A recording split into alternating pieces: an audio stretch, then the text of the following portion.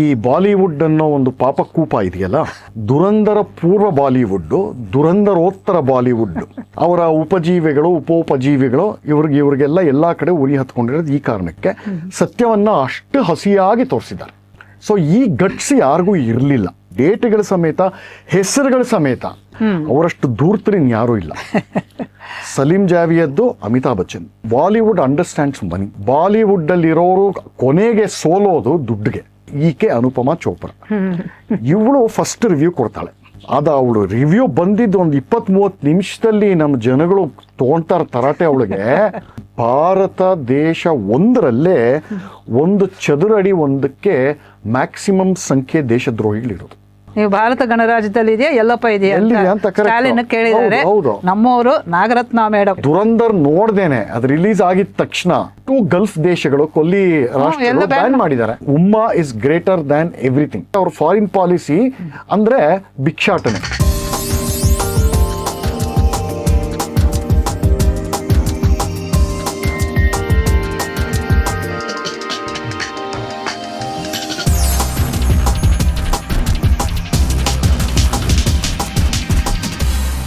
ಲೀಲಾಜಾಲ ವೀಕ್ಷಕರಿಗೆಲ್ಲ ಸ್ವಾಗತ ಹಾಗೂ ನಮಸ್ಕಾರ.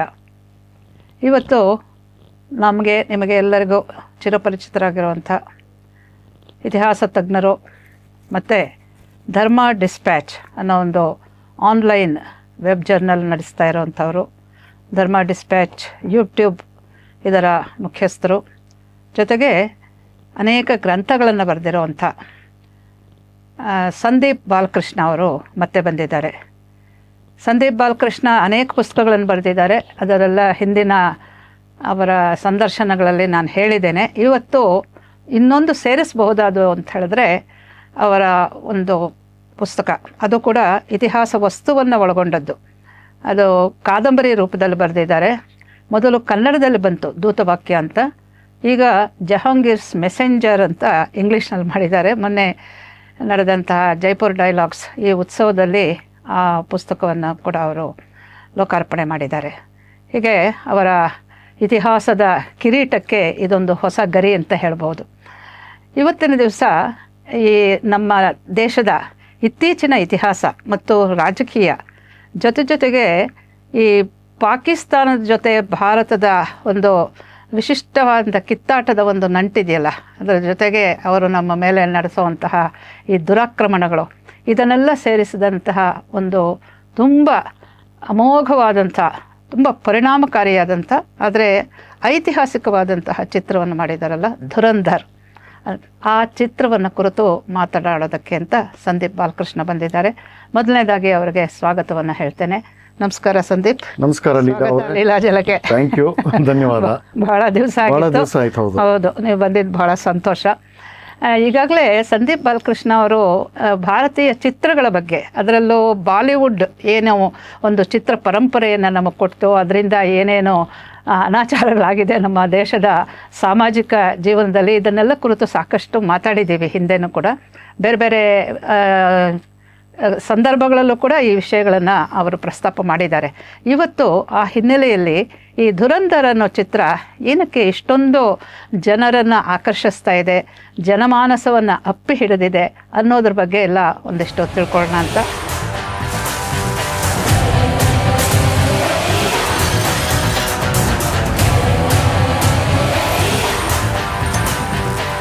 अगर तुम लोगों के पटाखे खत्म हो गए तो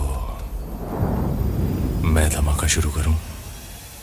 ಅವರು ಈಗಾಗಲೇ ಚಿತ್ರವನ್ನು ನೋಡಿದ್ದಾರೆ, ನಾನು ನೋಡಿದ್ದೀನಿ. ನಾವು ಒಂದು ವಿಷಯದಲ್ಲಿ ಸಮಾನ ಮನಸ್ಕರು, ಅದಕ್ಕೋಸ್ಕರವಾಗಿ ಅದನ್ನು ಕುರಿತು ಇವತ್ತು ಚರ್ಚೆ ಮಾಡೋಣ ಅಂತ. ಖಂಡಿತ.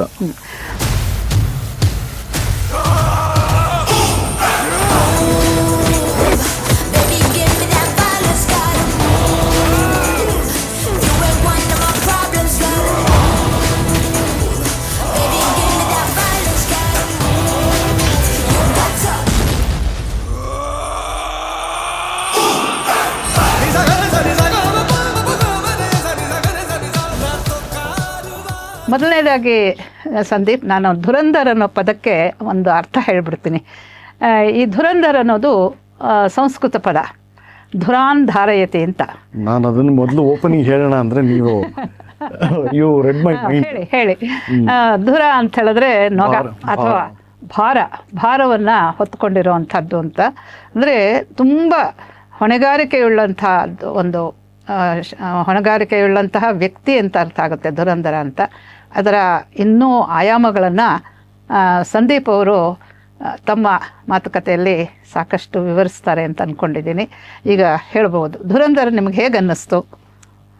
ಅದ್ಭುತ ಅಂತ ಹೇಳೋಕ್ಕೆ ಒಂದು ಟೆಂಪ್ಟ್ ಆಗ್ತಾ ಇದೆ, ಆದರೆ ಅದು ಒಂದು ಉನ್ನತ ದರ್ಜೆಯ ಸಿನಿಮಾ ಅನ್ನೋದರಲ್ಲಿ ಯಾವ ಸಂಶಯ ಕೂಡ ನಮಗೆ ಕಾಣಲ್ಲ. ಅದ್ಭುತ ಅನ್ನೋ ಮಟ್ಟಕ್ಕೆ ಹೋಗದೆ ಹೋದರೂ, ಅದ್ಭುತ ಅಂದರೆ ನಮ್ಮ ಡೆಫಿನಿಷನ್ನಲ್ಲಿ ಮಾಯಾ ಬಜಾರು ಇಂಥದ್ದು. ಸೊ ಆ ಮಟ್ಟಕ್ಕೆ ಹೋಗದೆ ಹೋದರೂ ಕೂಡ ಒಂದು ಉನ್ನತ ವರ್ಗಕ್ಕೆ ಸೇರುವಂಥ ಚಿತ್ರ ಅದು ಧುರಂಧರ. ನೀವು ದುರಾಂಧಾರಯತೆ ಅಂತ ಹೇಳಿದರೆ ಆಡು ಭಾಷೆಯಲ್ಲಿ ಹೇಳಬೇಕು ಅಂತಂದರೆ ತೂಕದ ವ್ಯಕ್ತಿತ್ವ ಉಳ್ಳವನು ಧುರಂಧರ ಅಂತ ಈ ಥರ ಹೇಳಬಹುದು. ಅದರಲ್ಲಿ ಬರುವಂಥ ಮುಖ್ಯ ಪಾತ್ರ ರಣವೀರ್ ಸಿಂಗ್, ಅವನು ನಿಭಾಯಿಸುವಂತಹ ಪಾತ್ರಕ್ಕೆ ಆ ಮಾತು ಧುರಂಧರ ಅನ್ನೋದು ತುಂಬ ಚೆನ್ನಾಗಿ ಹೊಂದಿಕೊಳ್ಳುತ್ತೆ ಅಂತ ಸಿನಿಮಾ ನೋಡಿದ್ರೆ ನಮಗೆ ಸ್ಪಷ್ಟವಾಗಿ ಗೊತ್ತಾಗುತ್ತೆ. ಇನ್ನು ಇದರ ಹಲವಾರು ಆಯಾಮಗಳು ಇಟ್ಕೊಳ್ಬೋದು, ಬಟ್ ಯಾವುದೋ ಒಂದು ಸ್ಟಾರ್ಟಿಂಗ್ ಪಾಯಿಂಟ್ ಅಂತರ ಆರಂಭ ಬಿಂದು ಅದನ್ನು ಇಟ್ಕೊಳ್ಳೋ ಹಾಗಿದ್ರೆ ಈ ಬಾಲಿವುಡ್ ಅನ್ನೋ ಒಂದು ಪಾಪಕೂಪ ಇದೆಯಲ್ಲ, ಅದರ ಚರಿತ್ರೆಯಲ್ಲಿ ಈ ಧುರಂಧರ ಅನ್ನೋದು ಒಂದು ಸ್ಪಷ್ಟವಾದ ಹೆಗ್ಗುರುತು ಅಥವಾ ಗೆರೆ ಅಂತ ಹೇಳ್ಬೋದು. ದುರಂಧರ ಪೂರ್ವ ಬಾಲಿವುಡ್, ದುರಂಧರೋತ್ತರ ಬಾಲಿವುಡ್, ಲ್ಯಾಂಡ್ ಮಾರ್ಕ್ ಅಂತ ಈ ಥರ ನಾವು ಅದನ್ನು ಕರಿಬಹುದು. ನೀವೇ ನೋಡಿ, ಇತ್ತೀಚೆಗೆಲ್ಲ ಒಂದು 4 ವರ್ಷದಿಂದಲೂ ಸ್ಪಷ್ಟವಾಗಿ ಗೊತ್ತಾಗುತ್ತೆ ಈ ಬಾಲಿವುಡ್ ಅವರ ಬೊಬ್ಬೆ ಹಾಕ್ತಾ ಇದ್ದಾರೆ. ನಮಗೆ ದುಡ್ಡು ಹುಟ್ಟುತ್ತಾ ಇಲ್ಲ, ಲಾಭ ಹುಟ್ಟುತ್ತಾ ಇಲ್ಲ, ಸಿನಿಮಾ ಥಿಯೇಟರ್ಗಳಿಗೆ ಯಾರೂ ಬರ್ತಾ ಇಲ್ಲ ಅಂತ. ಈ ಕಾಲದಲ್ಲಿ ಮಲ್ಟಿಪ್ಲೆಕ್ಸ್ ಯುಗದಲ್ಲಿ ಒಂದೊಂದು ಮಲ್ಟಿಪ್ಲೆಕ್ಸಲ್ಲಿ ಕನಿಷ್ಠ ಪಕ್ಷ 6 ಚಿತ್ರಮಂದಿರ ಇರುತ್ತೆ, ಸ್ಕ್ರೀನ್ಗಳಿರುತ್ತೆ. ಆವ್ರೇಜ್ ಆಗಿ ನಾವು ಒಂದು 800 ಸೀಟ್ ಅಂತ ಇಟ್ಕೊಂಡ್ರೆ ಎಷ್ಟಾಯ್ತು ಅಲ್ಲಿಗೆ? 800 × 6. ಸೊ ನಿಮಗೆ ಮೊದಲು 3ನೇ ದಿನ ಕಲೆಕ್ಷನ್ನೇ ಅವ್ರು ನಂಬ್ಕೊಂಡಿದ್ದಾರೆ. ಯಾವತ್ತಿಂದ ಈ ಮಲ್ಟಿಪ್ಲೆಕ್ಸ್ ಸಂಸ್ಕೃತಿ ಬಂತಲ್ಲ, ಫಸ್ಟ್ 3 ಡೇಸಲ್ಲಿ ದುಡ್ಡು ಬಾಚ್ಬಿಡ್ಬೋದು ಅಂತ ಈ ಥರ ಒಂದು ಫಾರ್ಮುಲಾ ಇಟ್ಕೊಂಡಿದ್ರು. ಅದು ಉಲ್ಟಾ ಹೊಡಿತು ಅವ್ರಿಗೆ. ಈಗ ಒಂದು 4-5 ವರ್ಷದಿಂದ ಇದಕ್ಕೆ ಬೊಬ್ಬೆ ಹಾಕ್ತಾ ಇದ್ದಾರೆ. ಸ್ಕ್ರೀನ್ಗಳು ಮುಚ್ಚಬೇಕು, ನಮಗೆ ಆದಾಯ ಇಲ್ಲ, ನಾವು ಎಲ್ಲ ಲಾಸಲ್ಲಿದ್ದೀವಿ, ಇಷ್ಟು ಸಹಸ್ರ ಕೋಟಿ ನಮಗೆ ಇಷ್ಟು ವರ್ಷದಲ್ಲಿ ಲಾಸ್ ಆಗಿದೆ, ಮುಚ್ಕೊಂಡು ಹೋಗಬೇಕು, ಈ ಥರ ಬೊಬ್ಬೆ ಹೊಡಿತಾ ಇದ್ರೆ ಯಾರೂ ಬರ್ತಾ ಇಲ್ಲ. ಸೊ ನಿಮ್ಮ ಕೈಲಾದ ಅದೇನೋ ಇದೆಯಲ್ಲ, ಕುಣಿದಾರ್ದೋಳ್ನೆಲ್ಲ ನುಣ್ಕೊಂಡ್ಲು ಅಂತ. ಸೊ ನಿಮ್ಮ ಕೈಲಾಗದ ತನಕ್ಕೆ ಪ್ರಜೆಗಳನ್ನು ನೀವು ಯಾಕೆ ದೂಷಣೆ ಮಾಡ್ತೀರಾ? ಇಂಥ ಒಂದು ದುರಂಧರ ಬಂದರೆ ಯಾರು ಬನ್ನಿ ಅಂತ ಬೇಕಾದಂತಹ ಅಗತ್ಯನೇ ಇಲ್ಲ.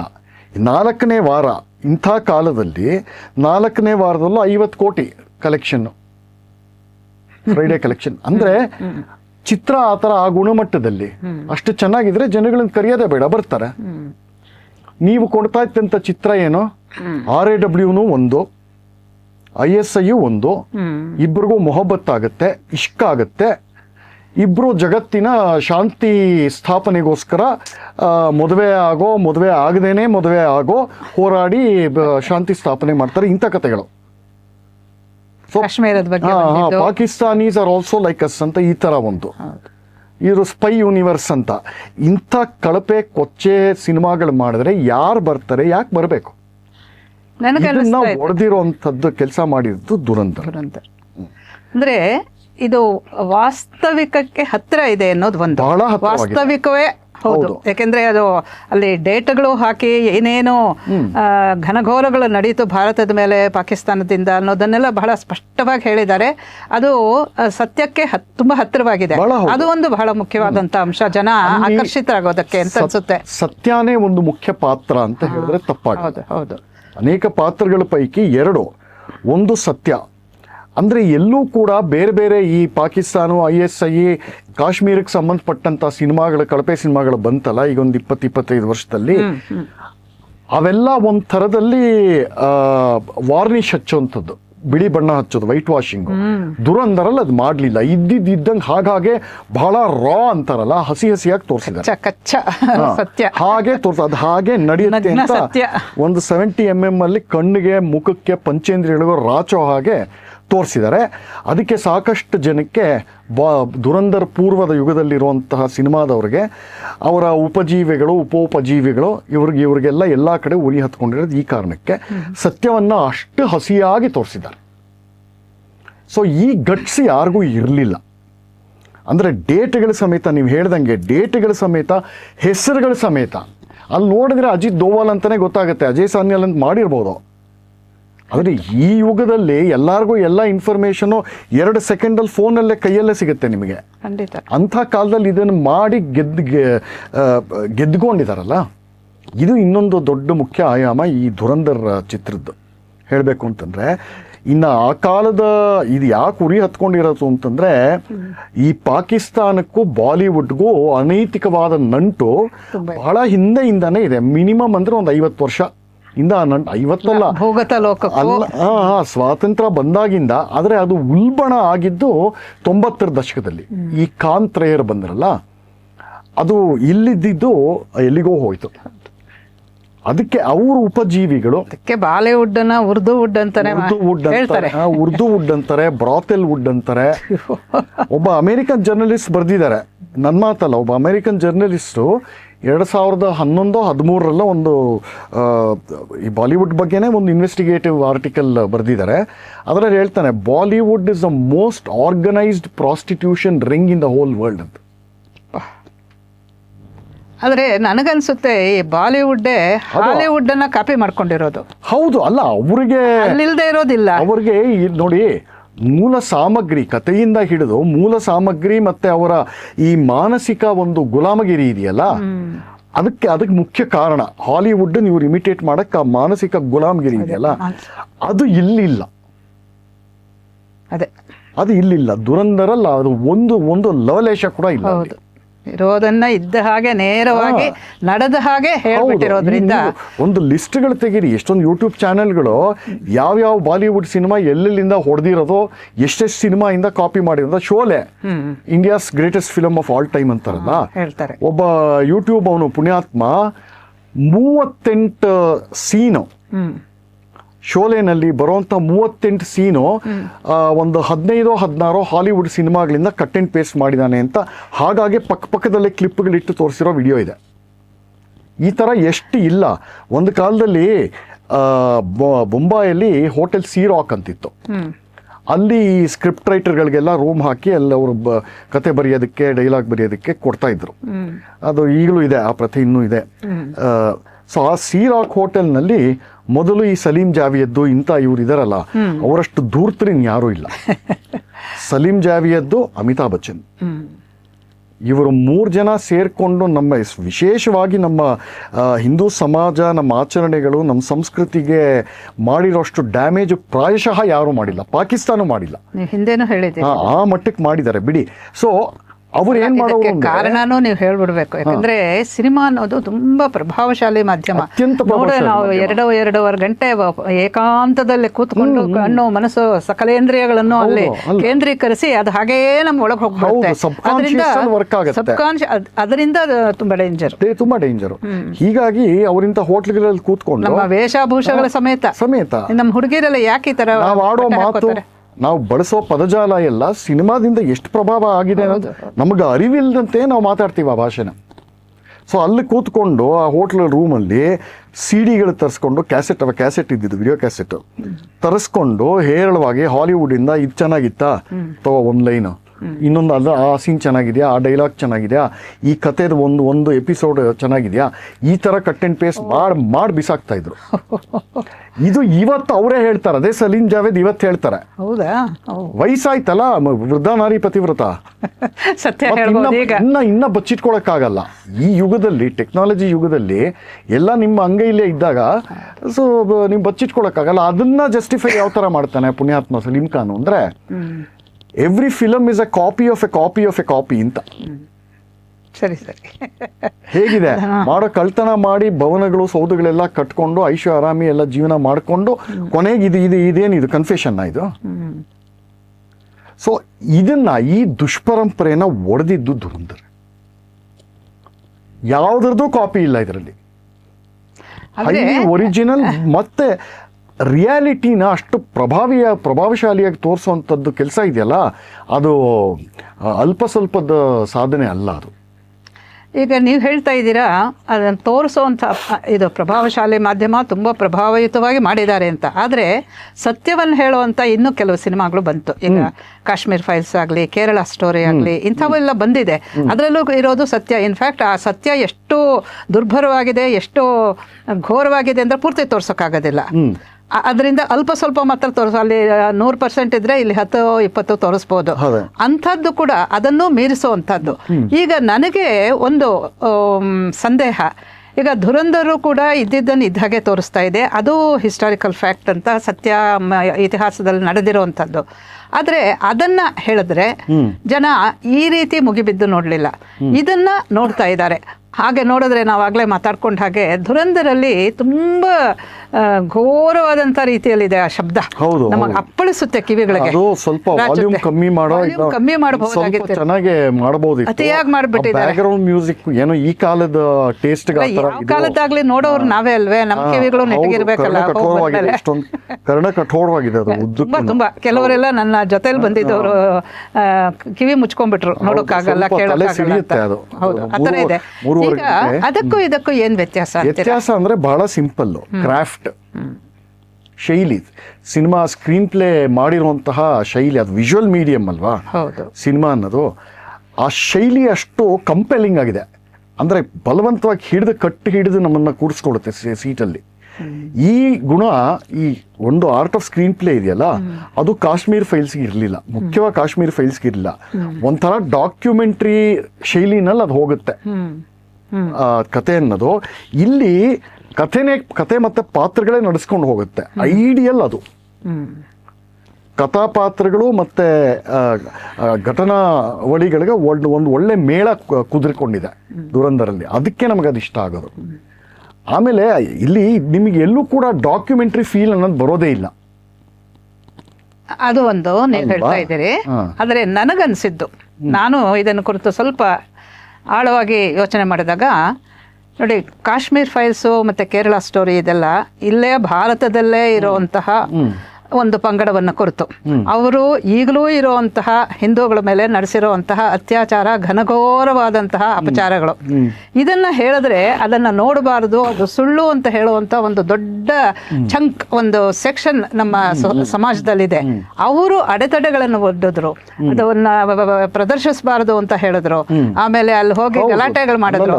ಅದನ್ನು ಸೇರಿಸ್ಕೋಬೇಕು. ಅಪಾರ್ಟ್ ಫ್ರಮ್ ನೀವು ಹೇಳುವಂತ ಕ್ರಾಫ್ಟ್ ಅನ್ನೋದು ಒಂದು. ಆದ್ರೆ ಸತ್ಯವನ್ನ ನಿಮ್ಮ ಮುಂದೆನೆ ನೀವು ನಡೆಸಿರುವಂಥ ಅಪಚಾರಗಳು, ಯಾಕೆಂದ್ರೆ ಕಾಶ್ಮೀರ್ ಫೈಲ್ಸ್ ಅಲ್ಲಿ ಆ ಒಂದು ಘೋರ ಅಪಚಾರ ಮಾಡಿದ್ದು ಇವರೇ. ಈಗ ಅಲ್ಲಿ ಬದುಕಿರೋರೆ, ಈಗ ಅಲ್ಲಿ ಮುಖ್ಯಮಂತ್ರಿ ಇದಾರಲ್ಲ, ಅವರ ಅಪ್ಪನೇ ಅಲ್ವೇ. ನನಗೆ ಅದು ಮುಖ್ಯ ಅಂತ ಅನ್ಸುತ್ತೆ. ಒಂದು ಕ್ರಾಫ್ಟ್ ಒಂದು ಹೇಳ್ತೀನಿ ಕೇಳಿ, ಧುರಂಧರ್ಗೂ ಇದನ್ನು ಮಾಡಬೇಕು ಅಂತ ಆಯ್ತಾ. ಮುಖ್ಯವಾಗಿ ನೀವು ಒಳ್ಳೆ ಪಾಯಿಂಟ್ ತೆಗ್ದಿದ್ದೀರಾ. ಈ ಒಂದು ಗ್ಯಾಂಗ್ ಇದೆಯಲ್ಲ, ಅಲ್ಲಿ ಆ ಸಮುದಾಯದವರು, ಆ ಕೋಮನವರು ಅಂತ ಲಾಬಿ, ದೊಡ್ಡ ಜಾಗತಿಕ ಲಾಬಿ ಇದೆಯಲ್ಲ, ಅದು ಇಲ್ಲೂ ಕೆಲಸ ಮಾಡ್ತು. ಧುರಂಧರ್ ಟೀಸರ್ ಬಂದಾಗ 2 ನಿಮಿಷನ 2.25 ನಿಮಿಷ ಅಷ್ಟೇ ಟೀಸರ್. ಅದು ಬಂದಾಗಲೇ ಇದಕ್ಕಿರೋ ಪೊಟೆನ್ಷಿಯಲ್ ಏನು ಅಂತ ಅವ್ರಿಗೆ ಗೊತ್ತಾಯ್ತು. बिगाड़ने का वक्त आ गया है. Ladies and gentlemen, you are not ready for this. I'm a king, but I'm far from a saint. They call me a bad man, that's a good thing. Mama said swing back when another man swings, so I make my mama proud and they make their heads ring. Why to forgive me? I can't forgive them. You know my history, know what I did then, and what I do now, a whole lot worse. Heavy is the head, it's a blessing and a curse. ಈ ವಾಮಪಂಥೀಯರು plus ಈ ಇಸ್ಲಾಮಿ lobby, ಇವರು ಟಕ್ಕಂತ ಇದರಲ್ಲೆಲ್ಲ spot ಮಾಡಕ್ಕೆ ಅವರು ಪಳಗಿಬಿಟ್ಟಿದ್ದಾರೆ. So ಅಲ್ಲಿಂದಾನೇ ಶುರು ಮಾಡಿದ್ರು damage ಮಾಡಕ್ಕೆ.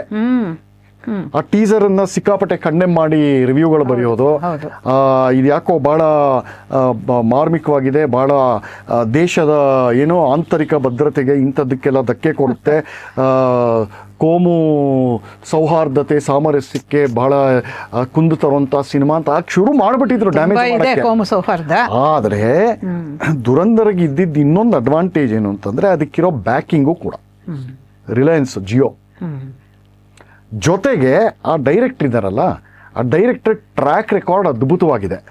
ಊರಿಯಿಂದ ಹಿಡಿದು ದುರಂಧರ್ ಆದಿತ್ಯಧರ್ 4-5 ಸಿನಿಮಾ ಮಾಡಿದ್ದಾನೆ. ಬಾರಾಮುಲ್ಲಾ ಮಾಡಿದ್ದಾರೆ, ಅವ್ರ ಪ್ರೊಡಕ್ಷನ್ ಡೈರೆಕ್ಷನ್ ಅಲ್ಲ, ಬಾರಾಮುಲ್ಲಾ ಅದ್ಭುತವಾಗಿದೆ.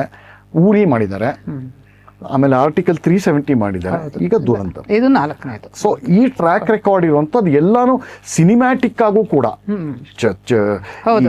ಚಲನಚಿತ್ರ ಈ ಪರಿಪ್ರೇಕ್ಷೆಯಿಂದ ನೋಡಿದ್ರು ಕೂಡ ಉತ್ಕೃಷ್ಟವಾಗಿದೆ. ಒಂದಕ್ಕಿಂತ ಒಂದು ತುಂಬಾ ರಿಯಲಿಸ್ಟಿಕ್ ಆಗೋಗಿದೆ. ಅವ್ರು ತರುವಂತಹ ಸ್ಕ್ರೀನ್ ಪ್ಲೇ ಕೂಡ ಅದ್ಭುತವಾಗಿದೆ. ಎಲ್ಲ ಕಾಂಟೆಂಪರರಿ ಥೀಮ್ಸ್. ಊರಿ ಹೆಸರಲ್ಲೇ ಊರಿ ಇದೆ.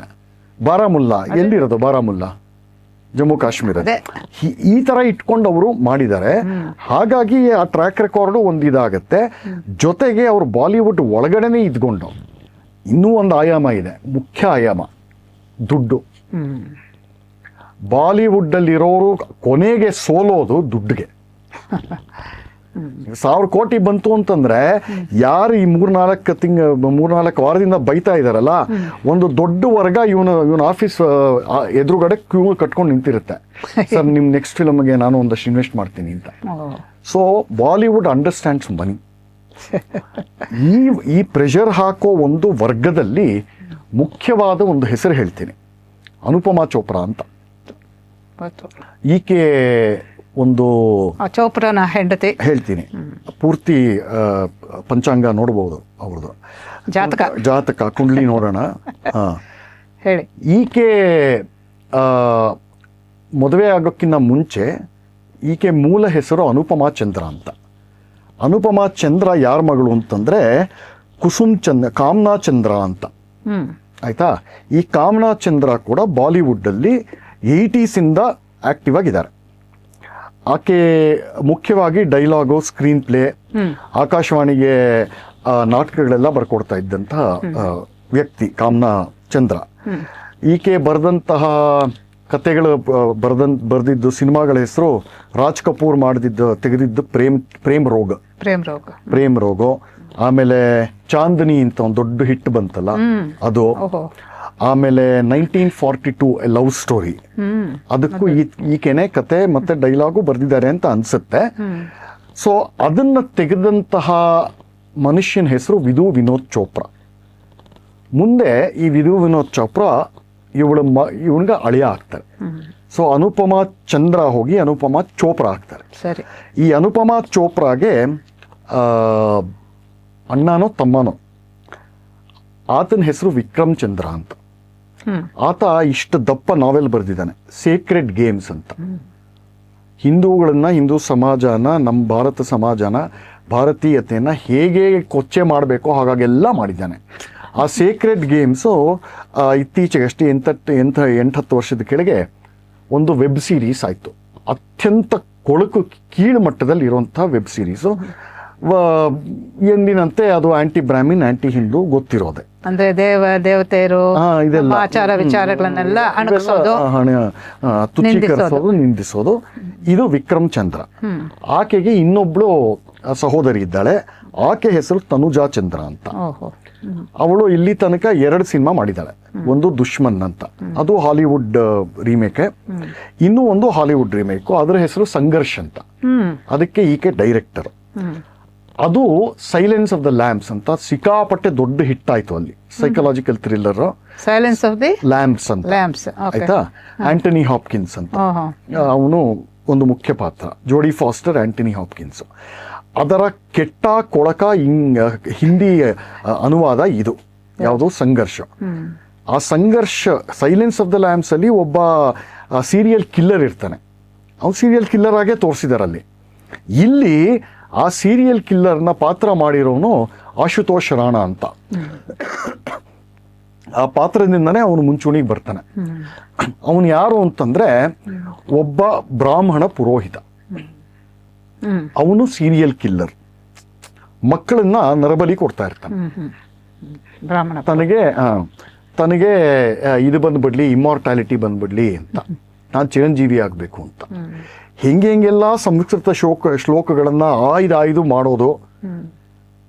ಪೂಜೆನಲ್ಲಿ ನಾವು ಜಪದಲ್ಲೆಲ್ಲ ಹೇಳೋ ಮಂತ್ರಗಳಿಗೆ ಯಾವ ರೀತಿ ಯೂಸ್ ಮಾಡ್ತಾನಲ್ಲಿ ಸಿನಿಮಾದಲ್ಲಿ ಹೇಗೆ ತೋರಿಸ್ಬೇಕು ಅದಷ್ಟನ್ನೂ ತೋರಿಸಿದೆ.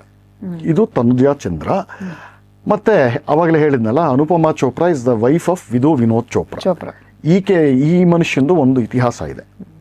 ಅವನು ಒಂದು ಸಣ್ಣ ಇದು, ಈಗ ಇದನ್ನು ಮಾಡಿರೋರಿಗೆ ಈ ಬಲಿ ಕೊಡೋದು, ಅದರಿಂದ ಆ ಸಾಧನೆಗಳನ್ನ ಮಾಡಿ ಸಿದ್ಧಿ ಪಡ್ಕೊಳ್ಳೋದು ನೋಡೋದು, ಇವರು ತಂತ್ರಿಗಳು. ವಾಮಾಚಾರ ತಂತ್ರ. ಪುರೋಹಿತರಿಗೂ ತಂತ್ರಜ್ಞರಿಗೂ ವ್ಯತ್ಯಾಸ ಇಲ್ಲ, ತಂತ್ರಿಗಳಿಗೂ ಅಂತ ಅವರು ಸಿನಿಮಾ ಮಾಡಿದ್ರೆ ಅವರ ನಾಲೆಡ್ಜ್ ಎಷ್ಟಪ್ಪ.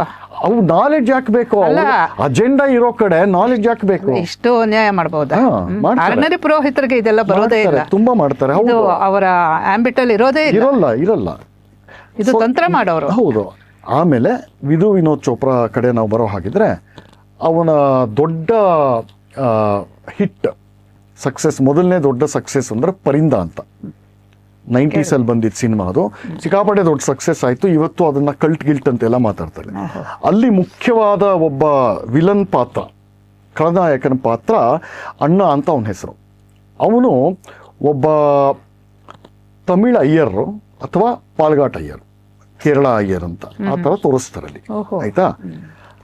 ಬಹಳ ಪೂಜೆಗಳು, ವ್ರತ, ನಮ್ಮ ಸೌತ್ ಇವೆಲ್ಲ ಮಾಡ್ತಿರ್ತಾನೆ. ಆಯ್ತಾ?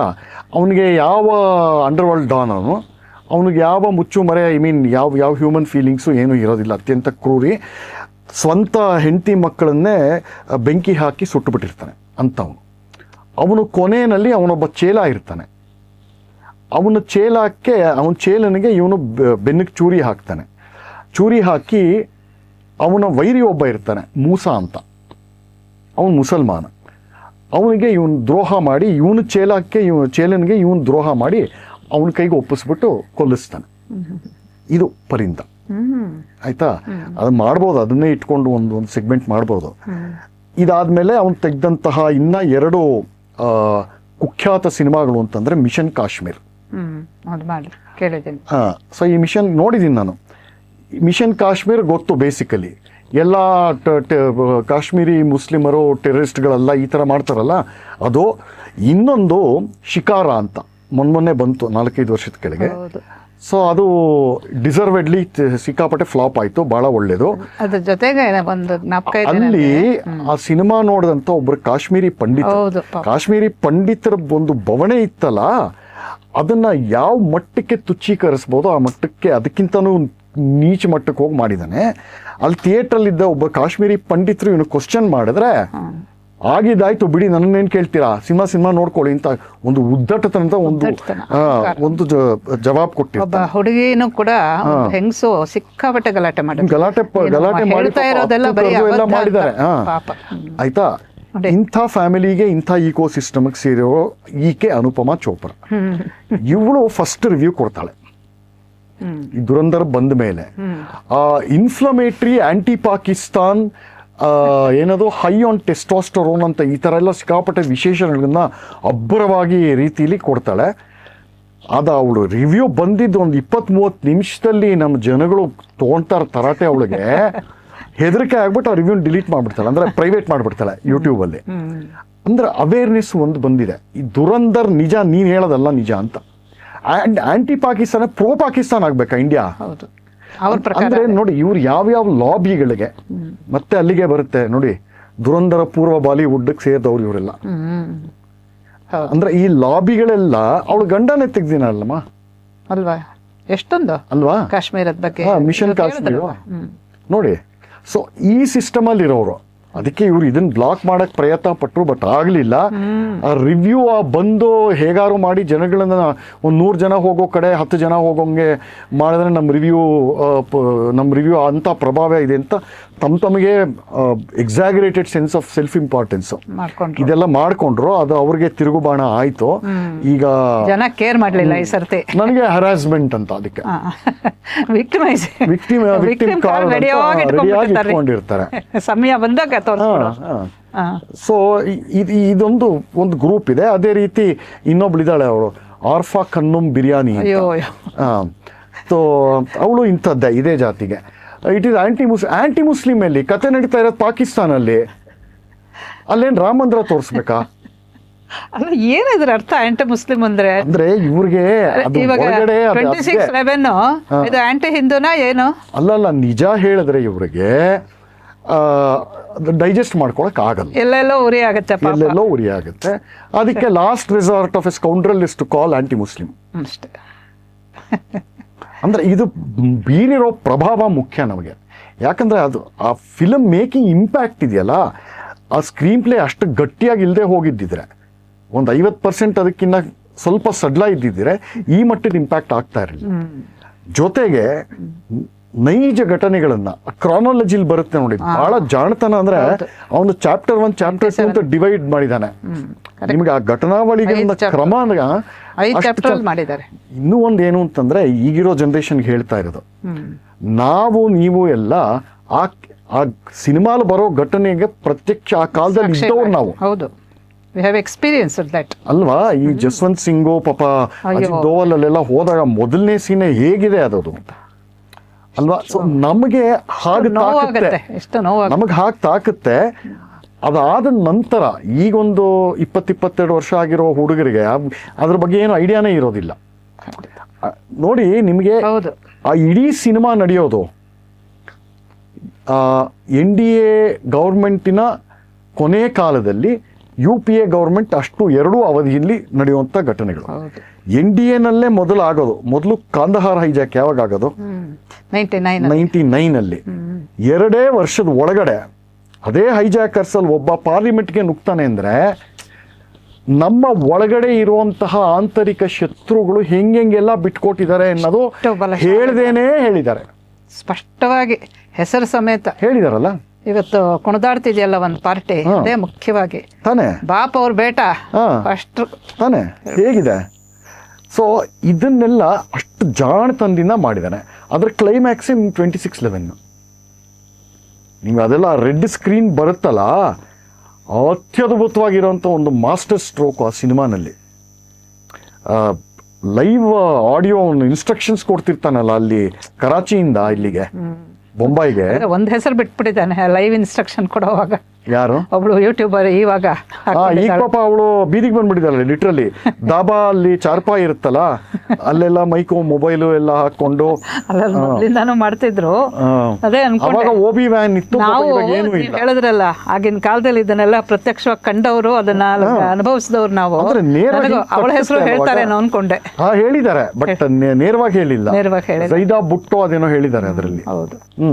ಬರ್ಕಾದತ್ತು ಇನ್ಯಾರು ಕೋರ್ಟೇ ಬೈದಿದೆ ಅವಳಿಗೆ. ಸೊ ಅಂದ್ರೆ ನೋಡಿ, ಆ ಕಾಲದ ಘಟನಾವಳಿಗಳನ್ನ, ನೈಜ ಘಟನಾವಳಿಗಳನ್ನ ಫಿಕ್ಷನಲೈಸ್ ಮಾಡೋದಲ್ಲದೆ ಎಮೋಷನಲೈಸ್ ಮಾಡಬೇಕು. ಎರಡೂ ಕೆಲಸನ ಬಹಳ ಚೆನ್ನಾಗಿ ಮಾಡಿದ್ದಾನೆ. ಸರಿ, ಅದೇ ಇದರ ಯಶಸ್ಸಿನ ಗುಟ್ಟು ಅಂತ ಹೇಳ್ತಾ ಇದ್ದಾರೆ. ಒಂದು ಅಷ್ಟು ಬಲವಾದಂಥ, ತುಂಬಾ ಮನಸ್ಸಿನ ಮೇಲೆ ಸತ್ಪರಿಣಾಮ ಬೀರುವಂಥ ಒಂದು ಇದು ಸ್ಕ್ರೀನ್ ಪ್ಲೇ, ಚಿತ್ರಕಥೆ. ಎರಡು ಪ್ಯಾರಲಲ್ ಟ್ರ್ಯಾಕ್ ಚಿತ್ರಕಥೆ ಅದನ್ನ ಆಕರ್ಷಕವಾಗಿ ಹೇಳಿರೋದು. 2 ಪ್ಯಾರಲಲ್ ಟ್ರ್ಯಾಕ್ ಅಲ್ಲಿ ನಡೆಯುತ್ತೆ ಕತೆ. ಮುಕ್ಕಾಲು ಭಾಗ ಅಲ್ಲ, 90% ಕೂಡ ಪಾಕಿಸ್ತಾನದಲ್ಲೇ ನಡೆಯೋದು. ಭಾರತದಲ್ಲಿ ನಡೆಯೋದಕ್ಕೂ ಅದಕ್ಕೂ ಒಂದು ಪ್ಯಾರಲಲ್ ಟ್ರ್ಯಾಕ್ ಹೋಗುತ್ತೆ. ಅಲ್ಲಿ ನಮ್ಮ ದೇಶದ ಒಂದು ಸುಭದ್ರತೆ ಇದಕ್ಕೆಲ್ಲ ನೋಡ್ಕೊಳ್ಳೋದಕ್ಕೆ, ಅಲ್ಲ ಒಳಗಡೆ ಏನೇನು ನಡೀತಾ ಇದೆ, ಅಲ್ಲಿನ ಪರಿಸ್ಥಿತಿ, ಸಂದರ್ಭ, ಅವೆಲ್ಲ ಹೇಗೆ ನಡೆಯುತ್ತೆ ಅಂತ ಇವನು ರಣವೀರ್ ಸಿಂಗ್ ಅವನ ಪಾತ್ರದ ಮೂಲಕ, ಸ್ಪೈ ಬೇಹುಗಾರನ ಮೂಲಕ, ಅಲ್ಲಿ ಇನ್ನೊಬ್ಬ ಇರ್ತಾನಲ್ಲ ಅವನು ಜ್ಯೂಸ್ ಅಂಗಡಿ ಅವನು, ಆ ಪಾತ್ರಗಳ ಮೂಲಕ ತೋರಿಸಿದ್ರೆ, ಇಲ್ಲಿ ಆಂತರಿಕ ಶಕ್ತಿಗಳು ಅಂದ್ರೆ ನಮ್ಮ ದೇಶದ ಒಂದು ದೇಶದ್ರೋಹಿಗಳು, ಅವ್ರ ಕಥೆನ ಒಂದು ಬ್ಯಾಕ್ ಡ್ರಾಪ್ ಅಲ್ಲಿ ಇಟ್ಟು ಹಾಗಾಗೇ ರಿವೀಲ್ ಮಾಡ್ಕೊಂಡು ಬರೋದು ತೋರಿಸ್ತಾನೆ. ತುಂಬಾ ಚೆನ್ನಾಗಿದೆ. ಬರ್ಕಾದ ದೇಶದ್ರೋಹಿ ಆ ಸಂದರ್ಭದಲ್ಲಿ ಅನ್ನೋದು ಯಾವ ಡೌಟು ಇಲ್ಲ. ಸಂದೀಪ್, ನೀವು ಇಷ್ಟು ಹೇಳ್ತಾ ಇದ್ದೀರಾ, ಇವತ್ತು ನಾವು ಸತ್ಯ ಘಟನೆಗಳನ್ನೇ ಇಟ್ಕೊಂಡು ಅವರು ಅಷ್ಟು ಚೆನ್ನಾಗಿರೋ ಸಿನಿಮಾ ಮಾಡಿದ್ದಾರೆ. ಅದು ಭ್ರಮೇನೋ ಅನ್ನೋ ಅಷ್ಟರ ಮಟ್ಟಿಗೆ ಸತ್ಯ ಅನ್ಸೋಲ್ಲ. ಹಾಗೆಲ್ಲ ಇರುವಾಗ ಇವತ್ತು ನಮಗೆ ಸ್ಪಷ್ಟವಾಗಿ ಗೊತ್ತಾಗ್ಬಿಟ್ಟಿದೆ ಇಂತಿಂಥವರೇ ಹೀಗೆ ಮಾಡೋದು ಅಂತ. ಇವ್ರಿಗೆ ಏನಾಗುತ್ತೆ ಅಂತ. ಏನೂ ಆಗಲ್ವಾ? ಇದು ತುಂಬಾ ಜನರನ್ನು ಕಾಡ್ತಾ ಇರೋವಂಥ ಪ್ರಶ್ನೆ. ಇಲ್ಲ, ಇವ್ರಿಗೇನಾಗಲ್ಲ. ಈಗ ನೋಡಿ, ಇದು ಬೇರೆ ಈಗ ಬೇರೆ ನೋಡಿ ರೀತಿ ನೋಡ್ಬೋದು. ಯಾರು ದೇಶದ್ರೋಹ ಮಾಡಿದ್ರು ಅನ್ನೋದು ಸ್ಪಷ್ಟವಾಗಿದೆ, ಹೇಗೆ ಮಾಡಿದ್ರು ಅನ್ನೋದು ಗೊತ್ತಾಗಿದೆ. ಆದ್ರೆ ಇನ್ನೂ ಅವರು ಒಳ್ಳೊಳ್ಳೆ ಸ್ಥಾನಗಳಲ್ಲಿ ಇದ್ಕೊಂಡು ಯಾವ ಒಳ್ಳೆ ಸ್ಥಾನ ಇದೆ? ಅಯ್ಯೋ ಯಾಕೆ ಇದು ಯಾವ ಒಳ್ಳೆ ಸ್ಥಾನ? ಸಭೆಯಲ್ಲಿ ಇಲ್ವಾ ಅವನು? ರಾಜ್ಯಸಭೆಯಲ್ಲಿ MP ಆಗಿ ಅಲ್ಲಲ್ಲ, ಒಳ್ಳೆ ಸ್ಥಾನ ಅಂತ ಹೇಳಿದ್ರೆ ಶಿಕ್ಷೆ ಆಗಿಲ್ಲ, ಹಾಗೆ ಇಟ್ಕೊಳ್ಳೋಣ. ಆಗೋದು ಇಲ್ಲ ಆಗೋದು ಇಲ್ಲ. ಆಗೋದು ನಮ್ಮ ದೇಶ ಅಂತಲ್ಲ, ಇಂಥ ಪಾರ್ಲಿಮೆಂಟರಿ ಡೆಮಾಕ್ರಸಿ, ಬೇರೆ ಬೇರೆ ಕೋರ್ಟ್ಸ್ ಆಫ್ ಎಲ್ಲೂ ಏನೂ ಅಪೀಲ್ಗಳೆಲ್ಲ ಆಗಲ್ಲ. ನಿಮಗೆ ಪವರ್ ಇದ್ರೆ ಕೂಡ ನೀವು ದಕ್ಕಿಸ್ಕೊಳ್ಬಹುದು. ನೀವು ಜೈಲಿಗೆ ಹೋಗೋದಾಗ್ಲಿ, ಇನ್ನೊಂದಾಗ್ಲಿ, ನೇಣಿಗೆ ಹೋಗೋದಾಗ್ಲಿ, ಅದೊಂದು ಇವೆಲ್ಲ ಬೇಜಾರು ಆಗಲ್ಲ. ಅನ್ಸುತ್ತೆ. ಅವೆಲ್ಲ ಆಗಲ್ಲ. ಅಮೆರಿಕದಲ್ಲೂ ಆಗಿಲ್ಲ, ಆಗೋದಿಲ್ಲ, ಎಲ್ಲೂ ಆಗಲ್ಲ. ಆಗಲ್ಲ. ಅದು ನೀವು ಆ ಮಟ್ಟದ ಪವರ್ ಎಂಜಾಯ್ ಮಾಡಿದ್ಮೇಲೆ ನೀವು ಸಿಕ್ಕಾಕೊಳ್ಳದೆ ಇರೋ ರೀತಿ ಮಾಡ್ತೀರಾ. ಒಂದು ವೇಳೆ ಸಿಕ್ಕಾಕೊಂಡ್ರೆ ಅದರಿಂದ ಅದಕ್ಕೆ ಇನ್ಶೂರೆನ್ಸು ಮಾಡ್ಕೊಂಡಿರ್ತೀವಿ. ಅದಿಲ್ಲದೆ ಅಂತ ಸಾಹಸಕ್ಕೆಲ್ಲ ಕೈಯೆಲ್ಲ ಜುಡಿಷಿಯರಿ ಇರುತ್ತೆ, ಇನ್ನೊಬ್ರು ಇರ್ತಾರೆ. There only punishment is there irrelevance. ಒಬ್ಬ ರಾಜಕೀಯನಿಗೆ, ದೊಡ್ಡ ರಾಜಕೀಯ ವ್ಯಕ್ತಿಗೆ ದೊಡ್ಡ ಪನಿಷ್ಮೆಂಟು ಅಂತಂದ್ರೆ ಅವ್ನ ಮಾತು ಯಾರು ಕೇಳದೆ ಇರೋದು. ಆಯ್ತು, ನಿಮ್ಗೆ 80 ವರ್ಷ ಆದ್ಮೇಲೆ ನಿಮ್ ಮಾತು ಯಾರು ಕೇಳ್ತಾರೆ? ಅದು ಸಹಜವಾಗಿ ಆಗ್ಬಿಡುತ್ತಲ್ಲ. ನೀವು ಎಂಜಾಯ್ ಅಲ್ಲ, ನೀವು 80 ವರ್ಷ ಪವರ್, 80ನೇ ವಯಸ್ಸಿನಲ್ಲಿ ನಿಮಗೆ ಪವರ್ ಇಲ್ಲದೆ ಹೋದ್ರೆ ಅದು ಒಂಥರ. ನೀವು 80 ವರ್ಷ ಇದ್ಕೊಂಡು, ನಿಮಗೆ 80 ವರ್ಷ ಆಗಿದ್ದು ನೀವು ಹೋಮ್ ಮಿನಿಸ್ಟರ್ ಆಗಿದ್ರೆ ಅವಾಗ ಹೇಗೆ ಚೇಂಜ್ ಆಗುತ್ತೆ? ಸೊ ಅವ್ರ ಇರ್ರಿಲೆವೆನ್ಸೇ ಅವ್ರ ಪನಿಷ್ಮೆಂಟ್ ಅಂತ ಹೇಳ್ಬೋದು. ನಾವು ಇದು ಏನೋ ಸತ್ಯಕ್ಕೆ ಜಯ ಆಗುತ್ತೆ ಅನ್ನೋ ಒಂದು ಅರ್ಥದಲ್ಲಿ ಆಗಿದೆ, ಹೌದು. ಆದರೆ ನಾವು ನೇಣಿಗೆ ಹಾಕ್ತಾರೆ, ಅವ್ನಿಗೆ ಎಲೆಕ್ಟ್ರಿಕ್ ಚೇರ್ಗೆ ಹಾಕ್ತಾರೆ, ವಿಷಯದ ಇಂಜೆಕ್ಷನ್ ಹಾಕ್ತಾರೆ, ಇವೆಲ್ಲ ಕನಸು ಕಾಣಬಾರ್ದು. ಆ ಸ್ಥಿತಿ ಇದ್ದೀವಿ ನಾವು. ನನಗೆ ಚಿತ್ರ ನೋಡ್ತಾ ಇದ್ದಾಗ ಸಂದೀಪ್, ಸುಮ್ಮನೆ ಇಲ್ಲಿ ಇದು ಹೇಳಬೇಕು ಅಂದ್ರೆ ಭಾರತದ ಸನ್ನಿವೇಶ ತೋರಿಸ್ತಾರಲ್ಲ, ಅದು ನಾನು ಅವಾಗವಾಗ ಹೇಳ್ತಾ ಇರ್ತೀನಿ ಈ ಮಾತು. ಇಡೀ ಜಗತ್ನಲ್ಲಿ ಭಾರತ ದೇಶ ಒಂದರಲ್ಲೇ 1 ಚದುರ ಅಡಿ ಒಂದಕ್ಕೆ ಮ್ಯಾಕ್ಸಿಮಮ್ ಸಂಖ್ಯೆ ದೇಶದ್ರೋಹಿಗಳಿರೋದು. Maximum number of traitors per square feet ಭಾರತದಲ್ಲಿ ಮಾತ್ರ ಇರೋದು. ಮತ್ತೆ ಏನ್ ದೇಶದ ಭವಿಷ್ಯ? ಅದಕ್ಕೆ ಬ್ಯಾಲೆನ್ಸ್ ಮಾಡೋ ಯಾವುದೋ ಶಕ್ತಿ ಇದೆ ಅಂತ ನಮಗೆ ನಾವೇ ಸಮಾಧಾನ ಮಾಡ್ಕೋಬೇಕು. ಇದನ್ನೆಲ್ಲ ತಂದಿದ್ದಾರೆ ತುಂಬಾ ಚೆನ್ನಾಗಿ. ಆ ಕರೆನ್ಸಿ ಪ್ರಿಂಟಿಂಗು, ಆ ಡೀಲ್ ಎಲ್ಲ ಮಾಡ್ತಾರಲ್ಲ, ಅದು ಹೇಗೆ? ಅದು ಭಯಂಕರವಾಗಿದೆ. ಅದೆಲ್ಲ ನಾವು ನಿತ್ಯ ನೋಡಿದ್ರಿಂದ ಪತ್ರಿಕೆಗಳಲ್ಲೇ ವರದಿಗಳು, ಸತ್ಯ ವರದಿಗಳು ಬಂದಿದ್ದನ್ನ ಅಲ್ಲಿ ಮತ್ತೆ ನೋಡ್ದಂಗಾಯ್ತು. ನೋಡಾಗ ಇಂಪ್ಯಾಕ್ಟ್ ಬೇರೆ ತರ ಇರುತ್ತೆ. ಇನ್ನೊಂದು, ಆ ಪ್ರಿಂಟಿಂಗ್ ತೋರ್ಸಲ್ಲ, ಡೈಲಾಗ್ ಮೂಲಕ ಹೋಗುತ್ತೆ ಅದು. ಹೌದು, ಅದು ಒಂದು. ಇನ್ನೊಂದು, ನಮ್ಮ ಈ ಏಜೆನ್ಸಿಗಳಿದೆಯಲ್ಲ, ಇಂಟೆಲಿಜೆನ್ಸ್ ಏಜೆನ್ಸಿಗಳು, ಇವರ ಒಂದು ಅಸಹಾಯಕತೆ, ಇಂಥ ಧೂರ್ತರ ಮಧ್ಯೆ ಇದ್ದುಕೊಂಡು ದೇಶನ ಕಾಯುವಂಥ ಪರಿಸ್ಥಿತಿ ಎಷ್ಟು ದುರ್ಭರವಾಗಿದೆ ರೀ. ನನಗೆ ಫಸ್ಟ್ ಸೀನಲ್ಲಿ ಅವನು ಮಾಧವನ್ ಮಾಡಿದಾನಲ್ಲ, ಬಂದ್ಬಿಟ್ಟು ಕೊನೆಯಲ್ಲಿ ಅವ್ರ ಹತ್ರ ಎಲ್ಲ ಮಾತಾಡಿ ಭಾರತ್ ಮಾತಕ್ಕೆ ಜೈ ಅಂದ್ರೆ ಎಲ್ಲ ಹೆಂಗೆ ಕೂತಿರುತ್ತೆ. ಅದನ್ನ ಪ್ರೇಮ್ ಶೇಖರ್ ಒಂದ್ಸತಿ ಬರೆದಿದ್ರು. ಬೇರೆ ದೇಶಗಳಲ್ಲಿ ಅವರ ದೇಶದ ಬಗ್ಗೆ ಇರುವಂತ ಅಭಿಮಾನವನ್ನ ತೋರಿಸೋ ಹಾಗೆ ನಮ್ಮವರಿಲ್ಲ, ನಮಗ್ ಸ್ವಾರ್ಥನೇ ಮುಖ್ಯ ಆಗ್ಬಿಡುತ್ತೆ ಆ ತರ ಹೇಳಿದ್ರು. ಅದು ನನಗೆ ಜ್ಞಾಪಕ ಬಂತು, ಬಹಳ ನೋವಾಯ್ತು. ಒಬ್ಬರು ಜರ್ನಲಿಸ್ಟ್ ಹೇಳಿದ್ರು, ಜಸ್ವಂತ್ ಸಿಂಗು ನೆಗೋಷಿಯೇಟ್ ಮಾಡ್ತಾ ಇದ್ದಾಗ ಅಲ್ಲಿ ಕಾಂದಹಾರಲ್ಲಿ ನೆಗೋಷಿಯೇಟ್ ಮಾಡ್ತಾ ಇದ್ದಾಗ ಇಲ್ಲಿ ಗಲಾಟೆ ಮಾಡಿದ್ರಲ್ಲ, ನಮ್ಮ ಮನೆಯವರು ನಮ್ಮ ಪರಿವಾರದವರು ಬಿಡುವಂತ ಪ್ರೆಷರ್, ಪಬ್ಲಿಕ್ ಪ್ರೆಷರ್ ಅಂತ. ಅವಾಗ ಜಸ್ವಂತ್ ಸಿಂಗ್ ಕೇಳ್ತಾರಂತೆ ಅವ್ರನ್ನ, ದೇಶ ಹಿತ ಮುಖ್ಯ ನಮಗೆ ಇದಲ್ಲ ಅಂತಂದ್ರೆ ದೇಶ ಹಿತ್ ಗಯ ಬಾಡ್ಮೆ ಅಂತಾರೆ, ನಮ್ಗೆ ನಮ್ಮ ಪರಿವಾರದವ್ರು ಮುಖ್ಯ ಅಂತಾರೆ. ಹೌದು, ಅದು ಒಂದಿದೆ. ಗಾಂಧಿ ಕಟ್ಟಿದ ನಾಡು ಏನಾಯ್ತು? ಅಲ್ಲ, ಅಂದ್ರೆ ಜನರ ಮನಸ್ಥಿತಿನೂ ಕೂಡ ದೇಶ ಕಟ್ಟೋದ್ರಲ್ಲಿ ಸಹಾಯ ಮಾಡುತ್ತೆ. ಅದೇ ಮುಖ್ಯ. ಇದೇ ತರ ಒಂದು ಹೈಜಾಕಿಂಗು ನನಗೆ ತುಂಬಾ ನೋವಾಗಿದ್ದಂತ ದೃಶ್ಯ ಅದು, ಮೊದಲನೇ ದೃಶ್ಯ. ಹೌದು. ಆಮೇಲೆ ಅವ್ನ ಮುಖ ಹೆಂಗೆ ಕಳಾಹೀನವಾಗ್ಬಿಡುತ್ತೆ ಅಂದ್ರೆ, ಮಾಧವನ್ ಮಾಡಿದಾನಲ್ಲ, ಅದು ಅಜಿತ್ ಡೋವಲ್ ಇರ್ಬೇಕು ಆ ಪಾತ್ರ, ಥರ ಅನ್ಸುತ್ತೆ. ತುಂಬಾ ಬೇಜಾರಾಗುತ್ತೆ ಅದು ಒಂದು.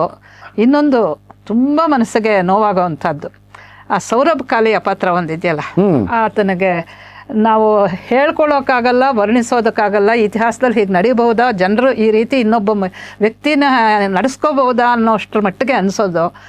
ಅವನದನ್ನ ಒಂದು ಚೂರು, ಅವನಿಗೆಲ್ಲ ಕಡೆ ಎಲೆಕ್ಟ್ರಿಕ್ ಇದು ವೈರ್ಗಳು ಹಾಕಿರ್ತಾರಲ್ಲ, ಅಪ್ಪ ಸೌರಭ್ ಕಾಲಿಯಾನೇ ನಮ್ಗೆ ಜ್ಞಾಪಕ ಬಂದಿದೆ. ಹೌದು, ಸೌರಭ್ ಕಾಲಿಯಾನೇ ಅದು. ಹೌದು, ಇವೆಲ್ಲ ಒಂಥರ ಈಗಲೂ ನೆನೆಸ್ಕೊಂಡ್ರು ಕಣ್ಣಲ್ಲಿ ನೀರು ಬರೋ ಅಷ್ಟರ ಮಟ್ಟಿಗೆ. ಅಂದರೆ ನನಗೇನು ಅನ್ನಿಸ್ತು ಗೊತ್ತಾ ಸಂದೀಪ್, ಒಂದು ಕಡೆ ಇಂಥ ದೇಶದ್ರೋಹ, ನೀವೇ ಹೇಳಿದ್ರಿ ಪರ್ ಸ್ಕ್ವೇರ್ ಇಂಚು ನಮ್ಮಲ್ಲೇ ಜಾಸ್ತಿ ಇರೋದು ಅಂತ. ಇನ್ನೊಂದು ಕಡೆ ಇಂಥದ್ದನ್ನು ಎದುರಿಸೋದಕ್ಕೆ ತಮ್ಮ ಪ್ರಾಣನೇ ಪಣ ಇಟ್ಟು ಹೋಗುವಂತಹ ನಮ್ಮ ಇಂಟೆಲಿಜೆನ್ಸ್ ಏಜೆನ್ಸಿಗಳು ಅವರೇ ನಮ್ಮನ್ನು ನಿಜವಾಗ್ಲೂ ಕಾಪಾಡ್ತಾರೆ ಅಲ್ವಾ? ಎಂಥ ನಿಜವಾಗ್ಲೂ ಕಾಪಾಡ್ತಾ ಇರೋದು ನಮ್ಮ armed forces and police to a great extent ಅಲ್ವಾ? ಇಲ್ಲ ಅಂದ್ರೆ ಅವ್ರಿಗೆ ಇದು ನಿಜವಾಗ್ಲೂ ಇನ್ನೊಂದು ಪಾಕಿಸ್ತಾನ ಆಗ್ತದೆ. ದುರಂಧರ ಮೂಲಕ ಮುಖ್ಯವಾಗಿ ದುರಂಧರಲ್ಲಿ ಅವ್ನು ಸಿನಿಮ್ಯಾಟಿಕ್ ಕಥಾ ಹಂದರ ಅವನು ಹೆಣೆದಿರುವಂತ ಇದು ಅಲ್ಲಿ ಪಾಕಿಸ್ತಾನೇ ಒಂದು ಪಾತ್ರ ಆಗ. ಇಡೀ Pakistan it self is both a motive symbol and A character. ಅದೇ ಅದರಲ್ಲೂ ಒಂದು ಲಯಾರಿ ಅನ್ನೋ ಒಂದು ಚಿಕ್ಕ ಜಾಗ ತಗೊಂಡಿದ್ದಾರೆ. 1000 ಕಟ್ಸ್ ಹೇಳ್ತಾರೆ, ಚಿಕ್ಕ ಜಾಗ ತಗೊಂಡಿದ್ದಾರೆ. ಲ್ಯಾರಿ ಆ ಲಯಾರಿನ ಅಲ್ಲಿ ನಡೆಯುವಂತಹ ರಾಜಕೀಯ ಉಪಟಳ, ಏಳು ಬೀಳು, ದ್ರೋಹ, ಇದನ್ನೆಲ್ಲ ಅದನ್ನು ಒಂದು ಚಿಕ್ಕ ಸ್ಲೈಸ್ ಅಂತ ತಗೊಂಡು ಅದನ್ನ ಪಾಕಿಸ್ತಾನದ ನಿಜವಾದ ಸ್ಥಿತಿ ಪ್ರಾತಿನಿಧಿಕ ಮಾಡಬಹುದು. ಅಂದ್ರೆ ನೋಡಿ, ಅಲ್ಲಿ ಎಲ್ಲ ದೊಡ್ಡ ಪದವಿಲಿ ಇರ್ಲಿ, ಚಿಕ್ಕ ಪದವಿಲಿ ಇರ್ಲಿ, ಆಸ್ಪಿರೆಂಟ್ ಇರ್ಲಿ, ಏನೇ ಇದ್ರೂ ಕೂಡ ಅಲ್ಲಿ ಒಂದು ಮಾನವ ಸಹಜವಾದಂತಹ ಸ್ನೇಹ, ಸೌಹಾರ್ದತೆ ಒಬ್ಬರಲ್ಲೂ ಇಲ್ಲ. ಅವನೊಬ್ಬ MP ಯಾವನೋ ಇರ್ತಾನ, ಒಳ್ಳೆ ಆಕ್ಟ್ ಮಾಡಿದಾನ ಅವನು, ರಾಕೇಶ್ ಬೇಡಿ, ತುಂಬಾ ಚೆನ್ನಾಗಿ ಮಾಡಿದಾನೆ, ಧೂರ್ತ. ಸೊ ಹೇಗೆ ಚೇಂಜ್ ಆಗುತ್ತೆ, ಒಂದು ಕ್ಷಣದಲ್ಲಿ ಅವ್ನ ಸಪೋರ್ಟ್ಗೆ ಇರ್ತಾನೆ, ಇನ್ನೊಂದು ಕ್ಷಣದಲ್ಲಿ ಎನಿಮಿ ಆಗ್ತಾನೆ, ಮತ್ತೆ ಸಪೋರ್ಟ್ಗೆ ಬರ್ತಾನೆ, ಮತ್ತೆ ಎಲ್ಲಾ ಕ್ಯಾರೆಕ್ಟರ್ಸು ಇದೇ ಮಾಡ್ತಿರ್ತಾರೆ. ಯಾರಿಗೂ ಯಾವ ನಿಷ್ಠೆನೂ ಇಲ್ಲ, ಯಾವುದ್ರ ಮೇಲೂ ಗಾಳಿ ಬಂದಾಗ ವ್ಯಾಲ್ಯೂಸ್. ಇದು ಏನಾಗುತ್ತೆ ಅಂತಂದ್ರೆ ನೋಡಿ, ಈಗ ಒಂದು 5-6 ವರ್ಷದ ಕೆಳಗೆ ಒಂದು ಘಟನೆ ಆಯ್ತು ಪಾಕಿಸ್ತಾನಲ್ಲಿ. ಒಂದು ಮೂಟೆ ಗೋಧಿಗೆ ಜನರು ಕಚ್ಚಾಡ್ಕೊಂಡು ಕಲ್ಲೆಲ್ಲ ಬಿಸಾಕಿ ಕತ್ತೆಲ್ಲ ಹಿಸ್ಕಿ ದೊಡ್ಡ ರಯಟ್ ಹೋಯ್ತು ಒಂದು ಮೂಟೆ ಗೋಧಿಗೆ. ಹೌದು. ಅಂದ್ರೆ ಅರ್ಥ ಏನು ಅಂದ್ರೆ, ವಾಟ್ ಈಸ್ ಪಾಕಿಸ್ತಾನ್? ಯಾವ ಲ್ಯಾಂಡ್ ಅಲ್ಲಿ ಧರ್ಮ ನಾಶ ಆಗುತ್ತೋ ಅಲ್ಲಿ ಜನಗಳ ಸ್ಥಿತಿ ಪರಿಸ್ಥಿತಿ ಇದೇ ಆಗತ್ತೆ. ಅದೇ ಪಾಕಿಸ್ತಾನ ಅನ್ಡಿವೈಡೆಡ್ ಇಂಡಿಯಾದ ಒಂದು ಭಾಗ ಆಗಿದ್ದಾಗ ಹೇಗಿತ್ತು? ಎಷ್ಟು ಸಂಪದ್ಭರಿತವಾದಂತಹ ಪ್ರದೇಶ. ಇವಾಗ ಏನಾಗಿದೆ ಪಂಚನ. ಆದರೆ ಇಂಥ ಪಾಕಿಸ್ತಾನಗೆ ನಾನು ಅಂತ ಅಮೆರಿಕ ನಿಂತಿದ್ದೆಲ್ಲ, ಇದಕ್ಕೇನು ಬಂದಿದೆ ಕೇಳು? ಅಲ್ಲ, ಅದು ಬೇರೆ ತರ ಆಸುರಿ. ಎಷ್ಟು ಬಿಲಿಯನ್ ಸುರಿತಾ ಇದ್ದಾರೆ. ಬೇಸಿಕಲಿ ಇವೆರಡು ಆಸುರಿ ಪ್ರವೃತ್ತಿನೇ ಇರ್ಲಿ, ಅದು ಒಂದು ಬೇರೆ ತರ ಸಫಿಸ್ಟಿಕೇಟೆಡ್ ಆಸುರಿ ಪ್ರವೃತ್ತಿ. ಇದು ಯಾವುದು ಎಗ್ಗಿಲ್ಲ ಸಿಗ್ಗಿಲ್ಲ, ಏನ್ ಲಿಮಿಟ್ ಇಲ್ಲ ಇದಕ್ಕೆ ಡೆಫಿನಿಷನ್ ಇಲ್ಲ. ಇದೊಂಥರ ಬ್ರಹ್ಮವಸ್ತು ಇದ್ದಂಗೆ, ವಿಪರೀತ ಅರ್ಥದಲ್ಲಿ ಅನಿರ್ವಚನೀಯ, ಅನಾದಿ ಅನಂತ ಅನಿರ್ವಚನೀಯ, ಹೇಳೋಕೆ ಆಗಲ್ಲ, ಆಗದೇ ಇಲ್ಲ. ಅದು ನೀವು ಅನುಭವೈಕ ವೇದ್ಯ. ಹೌದು, ಅಷ್ಟೇ. ಅನುಭವಿಸ್ತಾ ಇದೀವಿ ಇನ್ನೂ ಬೇಡ ಅಲ್ವಾ? ಅದಕ್ಕೆ ಸೊ ನಿಮಗೆ ಯಾವ ಮಾನವ ಸಹಜ ಸಂಬಂಧ, ಅದೊಂದು ಸೀನ್ ಬರುತ್ತೆ. ಇವನು ಯಾರೋ ರಣವೀರ್ ಸಿಂಗು, ಆ ಧೂರ್ತನ ಮಗಳು, ಇವನು ಯಾರೋ ರಾಕೇಶ್ ಬೇಡಿ, ಅವನ ಮಗಳನ್ನ ಇವನ್ ಬುಟ್ಟಿಗೆ ಹಾಕೊಂಡು ಲಿವಿಂಗ್ ಇನ್ ತರ ಆ ಸ್ಥಿತಿಗೆ ತರ್ತಾನಲ್ಲ. ಆಮೇಲೆ ಇವ್ರಿಬ್ರು ಮೀಟ್ ಮಾಡ್ತಾನಲ್ಲ ಒಂದು ಸೀನ್ ಅಲ್ಲಿ, ಭಾವಿ ಮಾವಯ್ಯ ಮತ್ತೆ ಭಾವಿ ಅಳಿಯ ಮಾತಾಡ್ತಿರ್ತಾರೆ. ಯಾವ ಭಾಷೆ ಯೂಸ್ ಮಾಡ್ತಾನೆ ಅವನ ಮಗಳ ಬಗ್ಗೆ?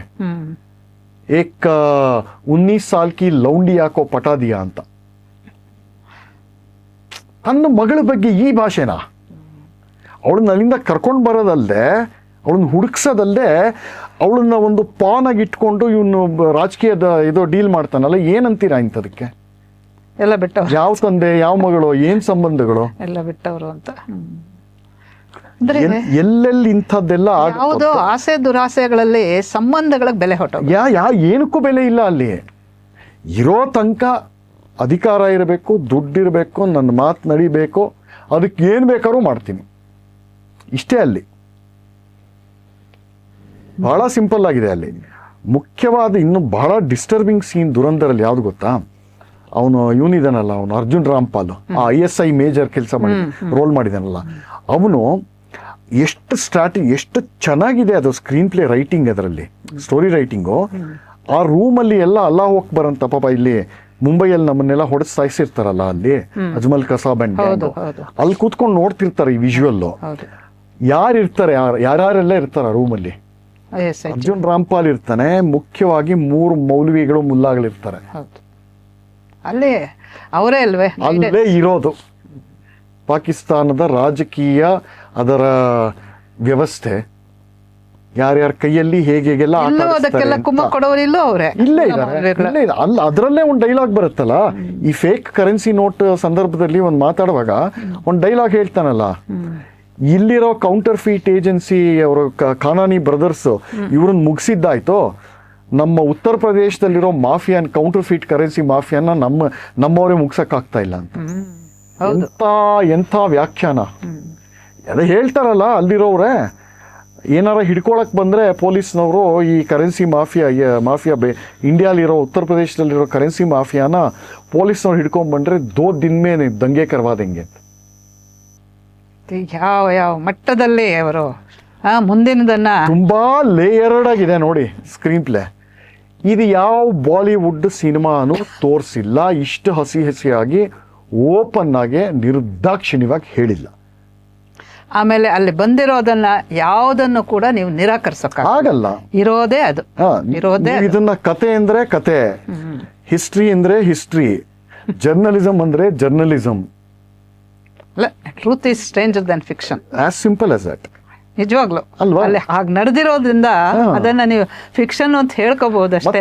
ಡಿಸ್ಕ್ಲೈಮರ್ ಅಂತೂ ಹಾಕ್ತಾರೆ, ಮುಂಡ ಮೋಸ್ತದು ಅಲ್ಲ, ಅವ್ನು ಇನ್ನೊಂದು ಡಿಸ್ಕ್ಲೈಮರ್ ಹಾಕ್ತಾನೆ, based on incredible true events ಅಂತ. ಬರೀ ಟ್ರೂ ಇವೆಂಟ್ಸ್ ಅಲ್ಲ, ಇದು ಇನ್ಕ್ರೆಡಿಬಲ್ ಇದು ಖಂಡಿತ ತಾನೇ. ಚೆನ್ನಾಗಿದೆ. ಎಲ್ಲಾರ್ದು ತರ್ತಾನೆ ಅವನು. ಅಮನ್ಕಿ ಆಶಾ ಅಂತ ಒಬ್ಬ ಇರ್ತಾನಲ್ಲ ಲೋಫರ್, ಫಸ್ಟ್ ಸೀನ್ ಅಲ್ಲಿ ಒಬ್ಬ ಒಂದು IFS ಆಫೀಸರ್ ಅವನು ಯಾವನ ಇರ್ತಾನಲ್ಲ, ಅದು ರಿಯಲ್ ಕ್ಯಾರೆಕ್ಟರ್. AS ದುಲತ್ ಅಂತ ಕಾಶ್ಮೀರಲ್ಲಿ ಪೋಸ್ಟ್ ಆಗಿರ್ತಾನೆ. ಸಾಕಷ್ಟು ದುಡ್ಡು ಮಾಡಿದಾನೆ ಬಿಡಿ ಅವನು. ಮುಂದೆ ಬೇರೆ ಕತೆ ಇದಾನೆ. ಈಗ ಬುಲ್ಲರ್ ಅಂತ ಸಿನಿಮಾದಲ್ಲಿ ಕೆಟ್ಟದಾಗೆ ತೋರಿಸ್ತಾರೆ, ಅಂದ್ರೆ ಕೆಟ್ಟದಾಗೆ ಯೂಟ್ಯೂಬ್ಗಳಲ್ಲಿ ಮಾತಾಡ್ತಾ ಇರ್ತಾನೆ, against the government, against obviously ಅಲ್ವಾ. ಎಲ್ಲ ಪೊಲೀಸ್ ಆಫೀಸರ್ಸ್ ಗುಜರಾತ್ ಅಲ್ಲಿ ಸಂಜೀವ್ ಅಂತ ಯಾರೋ ಒಬ್ಬ ಸಂಜೀವ್ ಭಟ್ ಇದಾರೆ, ಎಲ್ಲ ಕುಮ್ಮ ಕೊಟ್ಟಿದ್ದಾರೆ. ಇದು ಒಂಥರ cinematic ಇಂಡೈಟ್ಮೆಂಟ್ of UPA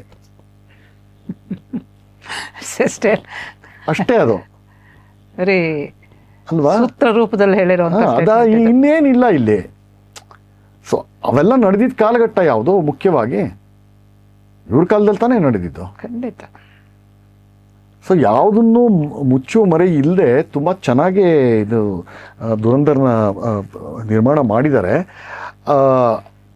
everything will change after this.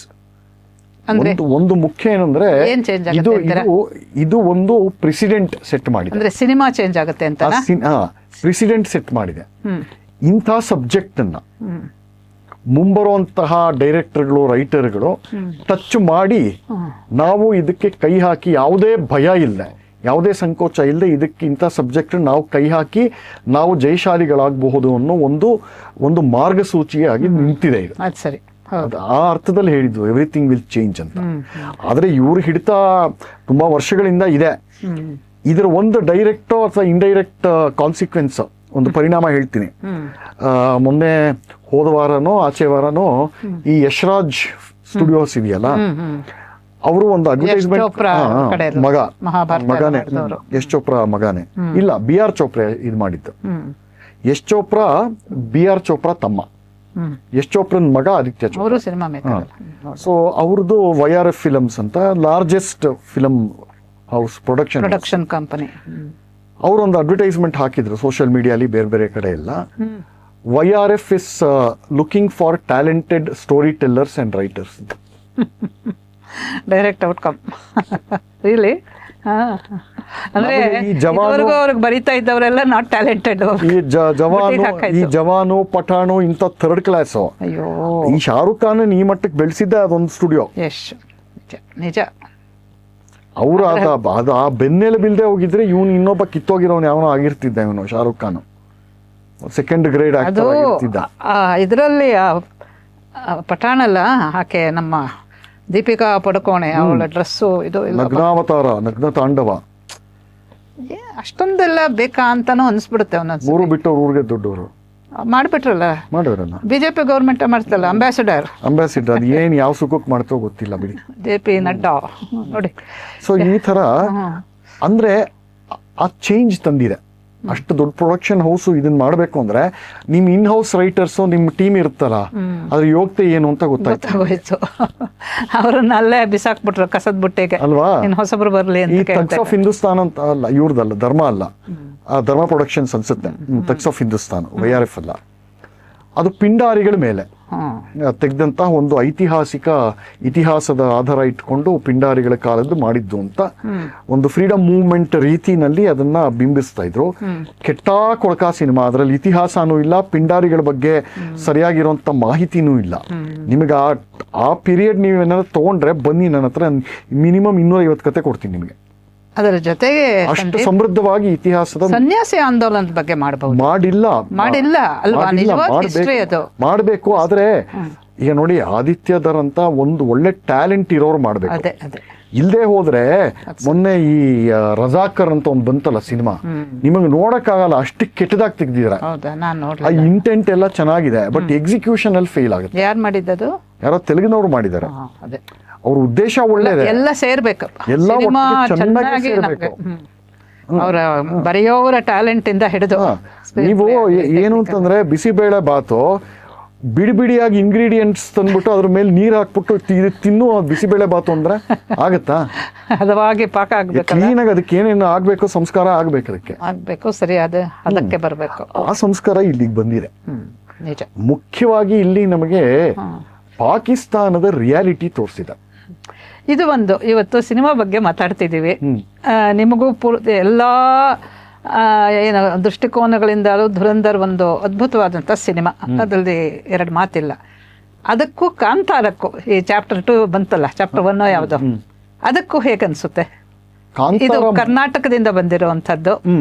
ಇದು ಒಂದು ತರ ತುಂಬಾ ಜನರನ್ನ ಆಕರ್ಷಿತು. ಉತ್ತರ ಭಾರತದಲ್ಲೆಲ್ಲ ಎಳೆದಾಡ್ದು ಇದು ಸಿನಿಮಾನ ನೋಡಿದ್ರು ತುಂಬಾ ಜನ. ಅಲ್ಲ, ಕಾಂತಾರ ಅಂತ ಸಿನಿಮಾ ಯಾವುದೇ ಭಾಷೆಯಲ್ಲಿ ಬಂದ್ರು ಅದು ನಿಜವಾದ ಅರ್ಥದಲ್ಲಿ ಭಾರತೀಯರಿಗೆ ಎಲ್ಲಾನು ಮುಟ್ಟುತ್ತೆ. ಅದೇ ರೀತಿಲಿ ಅದೇ ಇಂಟೆನ್ಸಿಟಿಲಿ ಮುಟ್ಟುತ್ತೆ. ಭಾಷೆ ಬರಲಿಲ್ಲ ಅಂತಂದ್ರೆ ಭಾವಕ್ಕೆ ಏನ್ ಕೊಡ್ತೇನೆ, ಭಾವಕ್ಕೇನ ಅಭಾವನ? ಬುಡಕಟ್ಟು ಜನ ಯಾವುದೇ ಕಟ್ಟಾಗ್ಲಿ ಅಲ್ಲ ಆಳವಾದ ಒಂದು ಸನಾತನತೆ ಇದೆಯಲ್ಲ ಅಲ್ಲಿ. ಇದನ್ನ ಮುಖ್ಯ ದುರಂಧರು ಇಷ್ಟ ಯಶಸ್ವಿ ಆಗಿರೋದಕ್ಕೆ ಸತ್ಯ ಒಂದು. ಆಮೇಲೆ ಪಾಕಿಸ್ತಾನಿಗಳು ಭಾರತದ ಮೇಲೆ ನಡೆಸಿರುವಂತಹ ಈ ಅತ್ಯಾಚಾರ ಘನಘೋರವಾಗಿರುವಂತದ್ದು ಅದೆಲ್ಲ ನಮಗೆ ಒಳಗೆ ಇದೆ. ಅದನ್ನೇ ನೋಡಿದ ಹಾಗಾಗತ್ತೆ, ಸತ್ಯ ಅಂತ ಅನ್ಸುತ್ತೆ. ಈ ಕಾಂತಾರದ್ದು ಅದೇ, ಇದು ನಮ್ಮದು. ಇದು ಅಷ್ಟೇ. ಕಾಂತಾರ ಬೇಡಮ್ಮ, ಈಗ 30 ವರ್ಷದ ಕೆಳಗೆ ತಗೊಳ್ಳಿ, ಶಂಕರಾಭರಣಂ ಅಂತ ಸಿನಿಮಾ ಬಂತು.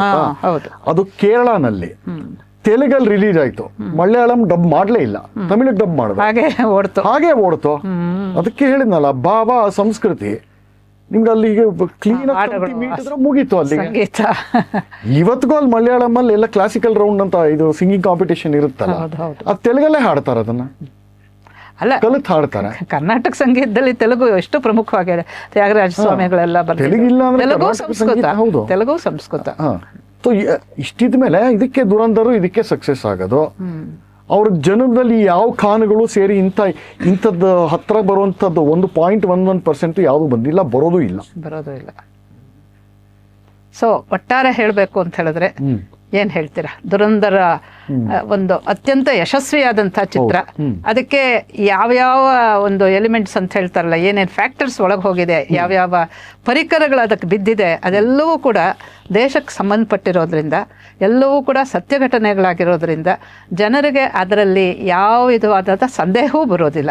ಇದು ಇಮ್ಯಾಜಿನರಿ ಫಿಕ್ಷನ್ನು ಅದು ಇದು ಅಂತ ಅನಿಸೋದೇ ಇಲ್ಲ. ಸಾಕ್ಷಾತ್ತಾಗಿ ನೋಡ್ತಾ ಇದ್ದೀವಿ ಏನ್ ನಡೀತಾ ಇದೆ ಅನ್ನೋದು. ಅದರಿಂದ ಇದಕ್ಕೆ ಉತ್ತರ ಹೇಳೋಕ್ಕಿಂತ ಮುಂಚೆ 2-3 ಪಾಯಿಂಟ್ ಹೇಳೋದು ಮರ್ತೋಗಿತ್ತು. ಇಲ್ಲಿ ಒಬ್ಬ ಹಲ್ಕ ಇದ್ದಾನೆ, ಧ್ರುವ್ ರಾಠಿ ಅಂತ.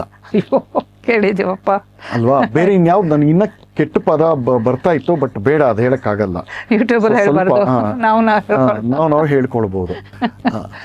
ಸೊ ಅವನು ಹಲ್ಕ Dhruv Rathee is basically fugitive ಅಂತ ಹೇಳ್ಬೋದು ಒಂದು ಅರ್ಥದಲ್ಲಿ.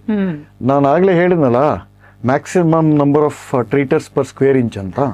ಆ ಸ್ಕ್ವೇರ್ ಟ್ರೀಟರ್ ಅಲ್ಲಿ ಇವನು ಒಬ್ಬ. ಸರಿ.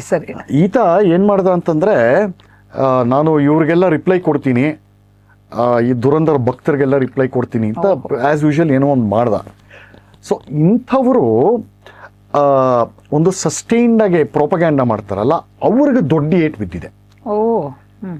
ಸೊ ನಾನು ಇವ್ರನ್ನ ಏನು ಕರಿತೀನಿ ಅಂದರೆ, ನೋಡಿ, ಈ ಧ್ರುವ್ ರಾಠಿ ಆಗಲಿ, ಅವಳ ಅನುಪಮಾ ಚೋಪ್ರಾ ಆಗಲಿ, ಆ ಗ್ಯಾಂಗ್ ಇದೆಯಲ್ಲ, ದೇ ಕಾಲ್ ದೆಮ್ಸೆಲ್ಸ್ ರಿವ್ಯೂವರ್ಸ್. ಅದೇನು ರಿವ್ಯೂವರ್ಸ್ ಏನಲ್ಲ.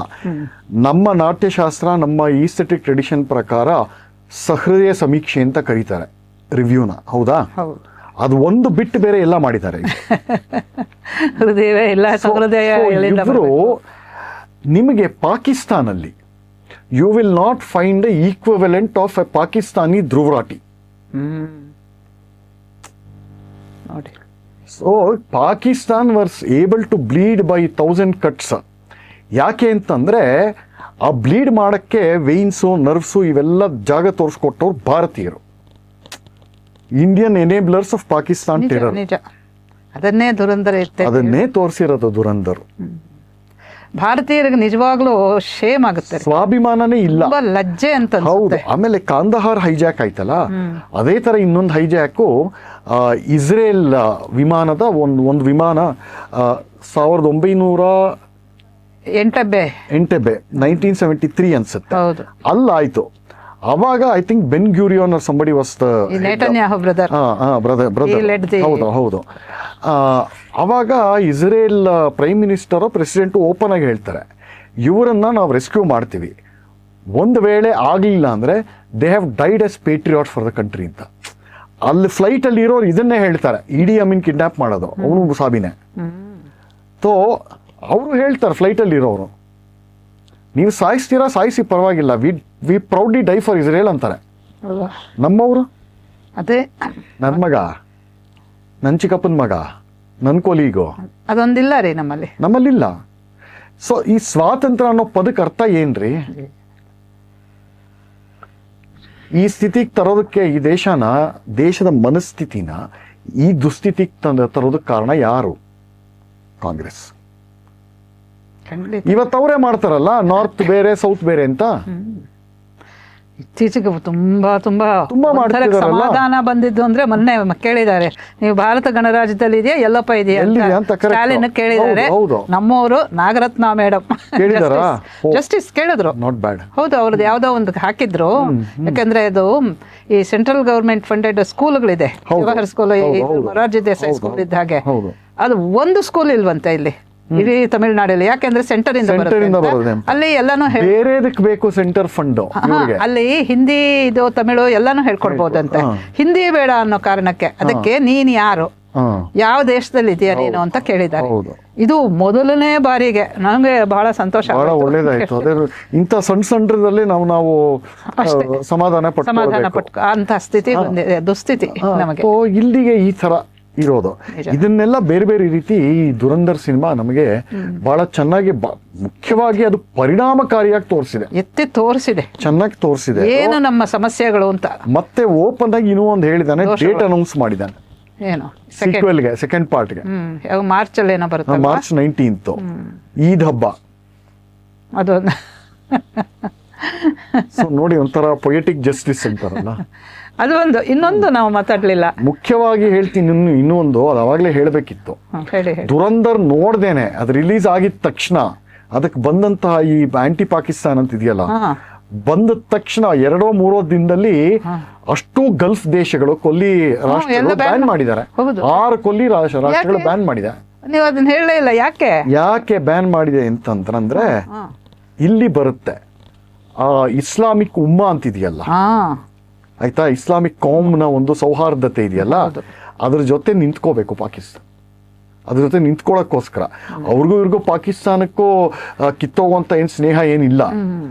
ಯಾವತ್ತಿದ್ರು ಪಾಕಿಸ್ತಾನ ಅಲ್ಲಲ್ಲ, ಪಾಕಿಸ್ತಾನ ಯಾವತ್ತಿದ್ರು ಅಮೆರಿಕಾಗಾಗ್ಲಿ ಹೊರ ರಾಜ್ಯಗಳ ಜೊತೆ ಅವ್ರ ಫಾರಿನ್ ಪಾಲಿಸಿ ಅಂದ್ರೆ ಭಿಕ್ಷಾಟನೆ, ಆಯ್ತಾ. ಕೊಲ್ಲಿ ರಾಜ್ಯಗಳಿಗೆ ಫಾರಿನ್ ಪಾಲಿಸಿ ಹೊಸ ಅರ್ಥ, ಭಿಕ್ಷಾಟನೆನೆ. ಹೋದ ಕಡೆ ಎಲ್ಲ ಅವ್ರು ಏನ್ ಮಾಡ್ತಾರೆ, ಅವ್ರು ಏನ್ ಮಾಡ್ತಾ ಇದಾರೆ ಹೇಳಿ? ಡೀಲ್ ಅಂತಂದ್ರೆ ಏನು ಇಲ್ಲ, ಬರೀ ಭಿಕ್ಷಾಟನೆ. ಕೊಡಕ್ಕೆ ಏನಿದೆ? ರೋಡ್ ಕಟ್ತೀವಿ, ಫ್ಯಾಕ್ಟ್ರಿ ಕಟ್ತೀವಿ, ಜನಗಳ ಸ್ಥಿತಿ ಚೆನ್ನಾಗಿ ಮಾಡ್ತೀವಿ, ಡ್ಯಾಮ್ ಇದಕ್ಕ ತಗೊಳ್ಳೋದು, ಯುದ್ಧ ಮಾಡಕ್ಕೆ, ಭಾರತದ ಮೇಲೆ ಯುದ್ಧ ಮಾಡೋದಕ್ಕೆ. ಅದಕ್ಕೂ ಕೊಡ್ತಾರಲ್ಲ, ಅದಕ್ಕೂ ಫಂಡ್ ಮಾಡೋರು ಇದ್ದಾರೆ ನೋಡಿ. In spite of that ban ಮಾಡಿದ್ದಾರೆ ಧುರಂಧರ್ನ. ಯಾಕೆ ಅಂತಂದ್ರೆ ಒಬ್ಬ ನಮ್ಮ brother Muslim, if you hate them, ನಮ್ಮ ಮುಸ್ಲಿಂ ಸೋದರ, ನಮ್ಮವನು ಹಮಾರಾ ಹೇ, ಹಮಾರ ಇದು ಆದ್ಮಿ, ನೋಡಿ, ಇದು ಆಶ್ಚರ್ಯ. ಹಮಾರ ಆದ್ಮಿ ಅಂತ ನಮ್ಮವನು ಅಂತ ಹೇಳಿ ಆ ಥರ ಸಪೋರ್ಟು. ಉಮ್ಮಾ is greater than everything. Correct. ಇಲ್ಲಿ ನಮ್ಮ ಡಿ ವಿ ಜಿ ಅವ್ರ ಒಂದು ಕಡೆ ಬರೀತಾರೆ ಜ್ಞಾಪಕ ಚಿತ್ರಶಾಲೆಯಲ್ಲಿ, ಮಿರ್ಜಾ ಇಸ್ಮೈಲ್ ದಿವಾನ್ರಾಗಿರ್ತಾರಲ್ಲ ಆ ಕಾಲದಲ್ಲಿ. ಇಲ್ಲಿ ಕರ್ಣಿಕರ ಪಾಠಶಾಲೆ ಇದೆಯಲ್ಲ, ಅದರ ಸ್ಥಾಪಕರು ಅವರ ದೇವಸ್ಥಾನ, ಅವರು ಪೂರ್ವಿಕರು ಮಾಗಡಿ ಕಡೆಯವರಲ್ವಾ, ಮಾಗಡಿ ಕರ್ಣಿಕರು. ಸೊ ಆ ಕಡೆ ಇರೋರು ಅವ್ರ ಪೂರ್ವಿಕರು ಕಟ್ಟಿದಂತ ದೇವಸ್ಥಾನನ ಧ್ವಂಸ ಮಾಡ್ತಾರೆ ಸಾಬ್ರು, ಯಾವುದೋ ಒಂದು ಕಾಲದಲ್ಲಿ ಮಿರ್ಜಾ ಇಸ್ಮೈಲ್ ಟೈಮಲ್ಲಿ. ಇವರು ಪೊಲೀಸ್ ಚಿಕ್ಕಪೇಟೆಯಲ್ಲಿ ಒಂದು ಗಣಪತಿ ಅದು ದೇವಸ್ಥಾನ ಆಯ್ತು, ನಡೀತು. ಗಣಪತಿ ಗಲಭೆ ಅದಲ್ಲ, ಇದು ಬೇರೆದು, ಮಾಗಡಿಲೇ ಆಗಿದ್ದು. ಅವಾಗ ಇವ್ರು ಕರ್ಣಿಕರು ಹೋಗಿ ಕೇಳಿದ್ರೆ ಪೊಲೀಸ್ನವ್ರಿಗೆ ಅವ್ರಿಗೆ ಇವ್ರಿಗೆಲ್ಲ ಹೇಳಿದಾಗ ಯಾವುದೋ ಆಕ್ಷನ್ ತಗೊಳ್ಳಲ್ಲ. ಅವಾಗ ಅವನು ಒಬ್ಬ ಯಾರು ಮಾಡಿರ್ತಾನೆ ಮುಸಲ್ಮಾನ್ ಧೂರ್ತ, ಅವನ್ನೇ ಹೋಗಿ ಕೇಳ್ತಾರೆ, ಏನಕ್ಕಪ್ಪ ಇಂಥದ್ದು ಇದೆಲ್ಲ ಮಾಡಿದ್ರೆ ಈ ಕಂಪ್ಲೇಂಟ್ ನೀವು ಕೊಟ್ಟಿರ್ಬೋದು, ಆದರೆ ನಮಗೆ ಅದರಿಂದ ಏನು ಶಿಕ್ಷೆ ಆಗಲ್ಲ. ಯಾಕೆ ಅಷ್ಟು ಕಾನ್ಫಿಡೆಂಟ್ ಆಗಿ ಯಾಕೆ ಹೇಳ್ತೀಯ ಅಂತಂದ್ರೆ, ಹಮಾರ ಆದ್ಮಿ ದಿವಾನ್ ಬೈಟಾ ಹೇ ಅಂತಾನೆ. ಹೌದು, ಅದು ಏನು ಅಲ್ಲಿದೆ ಸಂಬಂಧ, ಅಲ್ಲಿದೆ. ಅದು ಗಳಸ್ಯ ಕಂಠಸ್ಯ ಅವ್ರಿಗೆ, ಕಂಠಸ್ಯ. ಹಿಂದೂಗಳಿಗೆ ಹಗ್ಗಸ್ಯ, ಇದು ಉರುಳಸ್ಯ, ಉರುಳಸ್ಯ ಹಗ್ಗಸ್ಯ ಉರುಳಸ್ಯ ಇವ್ರಿಗೆ, ಅವ್ರಿಗೆ ಗಳಸ್ಯ ಕಂಠಸ್ಯ. ಇಂಥ ಒಂದು ಆ ಸಂಬಂಧ, ಬಾಂಡಿಂಗ್ ಇದೆ. ಸೊ ಇದನ್ನೆಲ್ಲ ಬೇರೆ ಬೇರೆ ರೀತಿ ತೋರಿಸಿದ್ದಾರೆ. ಅವರು ಯಾವುದೇ ಪೊಸಿಷನ್ ಅಲ್ಲಿ ಇರ್ಲಿ, ಹೌದು, ಎಷ್ಟೇ ದೊಡ್ಡವರಾಗಿರ್ಲಿ, ಹೌದು, ಅವರವ್ರದ್ದು ಅವ್ರ ಕಮ್ಯುನಿಟಿ ನ್ಯಾಯ ಗೀಯ ಅದೆಲ್ಲ, ನ್ಯಾಯ ಎಲ್ಲ ಏನಿಲ್ಲ. C it is only about power ಅಲ್ಲಿ, ನ್ಯಾಯ ಅಲ್ಲ. ಅವರು ತಮ್ಮವರು, ತಮ್ಮ ಕೋಮಕ್ಕೆ ಸೇರಿದವರು ಅಷ್ಟೇ. ಅದು ನಿಜವಾದ ಪಾಯಿಂಟ್ ನೋಡಿ. ಅದನ್ನ ನೀವು ಹೇಳಬೇಕಾಗಿತ್ತು ಅಂದ್ರೆ ಈಗ ತೆಗೆದಿದಾರ ಬ್ಯಾನ್, ಇನ್ನು ಮುಂದುವರಿತಾ ಇಲ್ಲ, ಗೊತ್ತಿಲ್ಲ. It doesn't matter actually. ಅಲ್ಲ ಅದೇ, ಇಟ್ ಡಸಂಟ್ ಮ್ಯಾಟರ್. ಅವರು ಇನ್ನೆಲ್ಲ ಹೋಗಿ ನೋಡ್ಕೊಂಡಿರ್ತಾರೆ. ಅಂದ್ರೆ ಹೆದರಿಕೆ ಏನು ಅಂತ ತೋರಿಸುತ್ತೆ. ನಮ್ಮ ರಿಯಾಲಿಟಿನ ಹೀಗೆ ಬಟಾಬೈಲು ಮಾಡಿದಾರಲ್ಲ, ನಗ್ನ ಮಾಡ್ಬಿಟ್ಟಿದಾರಲ್ಲ ನಮ್ಮನ್ನ. ಅದು ಒಂದು ನಮ್ಮನ್ನ ಹೇಗೆ ನೋಡುತ್ತೆ ಪ್ರಪಂಚ ಅನ್ನೋ ಒಂದು ಇನ್ನೊಂದು ಹೆದರಿಕೆನೋ ಒಂದು ಪಾಯಿಂಟ್ ಅಂಶ. ಇದೆಲ್ಲ ಸ್ಕ್ರೀನ್ ಪ್ಲೇ ಇದೆಲ್ಲ ಆಯಿತು, ಸಿನಿಮಾ ಮೇಕಿಂಗಿಗೆ ಏನೇನು ಬೇಕೋ, ಹಾಗೆ ಈ ಆ್ಯಕ್ಟಿಂಗ್ ಇದೆಯಲ್ಲ ಸಿನಿಮಾದ ಮುಖ್ಯವಾದಂಥ ಒಂದು ಅಂಗ, ಅದು ಹೇಗೆ ಅನ್ನಿಸ್ತು ನಿಮಗೆ? घायल हूं इसलिए घातक हूं.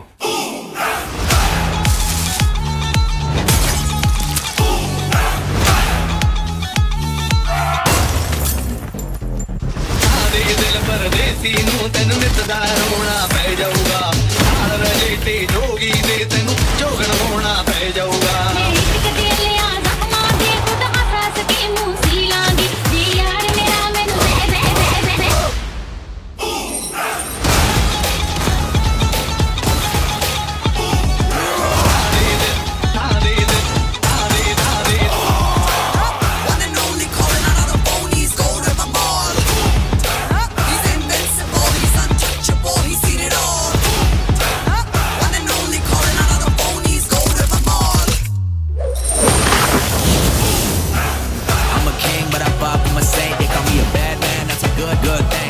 ಎಲ್ಲಾ ಪಾತ್ರಗಳು ಪೂರ್ತಿ ನ್ಯಾಯ ಒದಗಿಸ್ಬಿಟ್ಟಿದ್ದಾರೆ. ಅಕ್ಷಯ್ ಖನ್ನಾಗಂತೂ ತುಂಬಾ ವಿಶೇಷ ಹೀರೋ ರೀತಿ, ಅದು ತುಂಬಾ ಚೆನ್ನಾಗಿ ಬಂದಿದೆ, ಅದು ಸಿಕ್ಕಾಪಟ್ಟೆ ಚೆನ್ನಾಗಿ ಬಂದಿದೆ ಅದು. ಸೊ ಅಲ್ಲಿ ನಾಯ್ಪಾಲು ಒಂದು ಕಡೆ ಬರೀತಾರೆ, ಪಾಕಿಸ್ತಾನಲ್ಲಿ Pakistan was created, was not meant to be a nation state, not a political nation state, but it was meant to create believers. That is why the religion, the faith has only believers, and the faith is full of rules, whereas in Pakistani politics there are no rules. ಆ ಲಯಾರಿಲ್ ನಡೆಯೋ politics ಇದಕ್ಕೆ ಎಷ್ಟು ಚೆನ್ನಾಗಿ ಹೊಂದ್ಕೊಳ್ಳುತ್ತೆ. ಯಾವ rules ಇದೆ ಅಲ್ವಾ? ಹೀಗೆ ಮಾತಾಡ್ತಾ ಹೋದ್ರೆ ಹೋಗ್ತಾನೆ ಇರುತ್ತೆ. ಅಲ್ಲ, ಮುಖ್ಯವಾದಂತ ಅಂಶಗಳ ಬಗ್ಗೆ ನೀವು ಬೆಳಕು ಚೆಲ್ಲಿದ್ದೀರಾ, ಸರಿಯಾಗಿದೆ. ಇದೊಂದು ಕೊನೆಯಲ್ಲಿ ಹೇಳಬೇಕಾಯ್ತು, ಹೇಳಿದ್ರಿ. ತುಂಬಾ ವಿಶದವಾಗಿ ಹೇಳಿದ್ದೀರಾ ಸಂದೀಪ್, ತುಂಬಾ ಧನ್ಯವಾದಗಳು. ಯಾಕೆಂದ್ರೆ ಇಂಥ ಒಂದು ಸಿನಿಮಾ ಬಂದಾಗ ಅದು ಯಾವ ರೀತಿ ಪರಿಣಾಮ ಮಾಡ್ತಾ ಇದೆ ಜನರ ಮೇಲೆ, ಯಾಕೆ ಪರಿಣಾಮ ಮಾಡುತ್ತೆ ಅನ್ನೋದನ್ನ ನಾವು ವಿಶ್ಲೇಷಣೆ ಮಾಡಬೇಕಾಗಿತ್ತು. ತುಂಬಾ ಚೆನ್ನಾಗಿ ಮಾಡಿಕೊಟ್ಟಿದ್ದೀರಾ. ತುಂಬಾ ಧನ್ಯವಾದ. ಧನ್ಯವಾದ. ನಮಸ್ಕಾರ.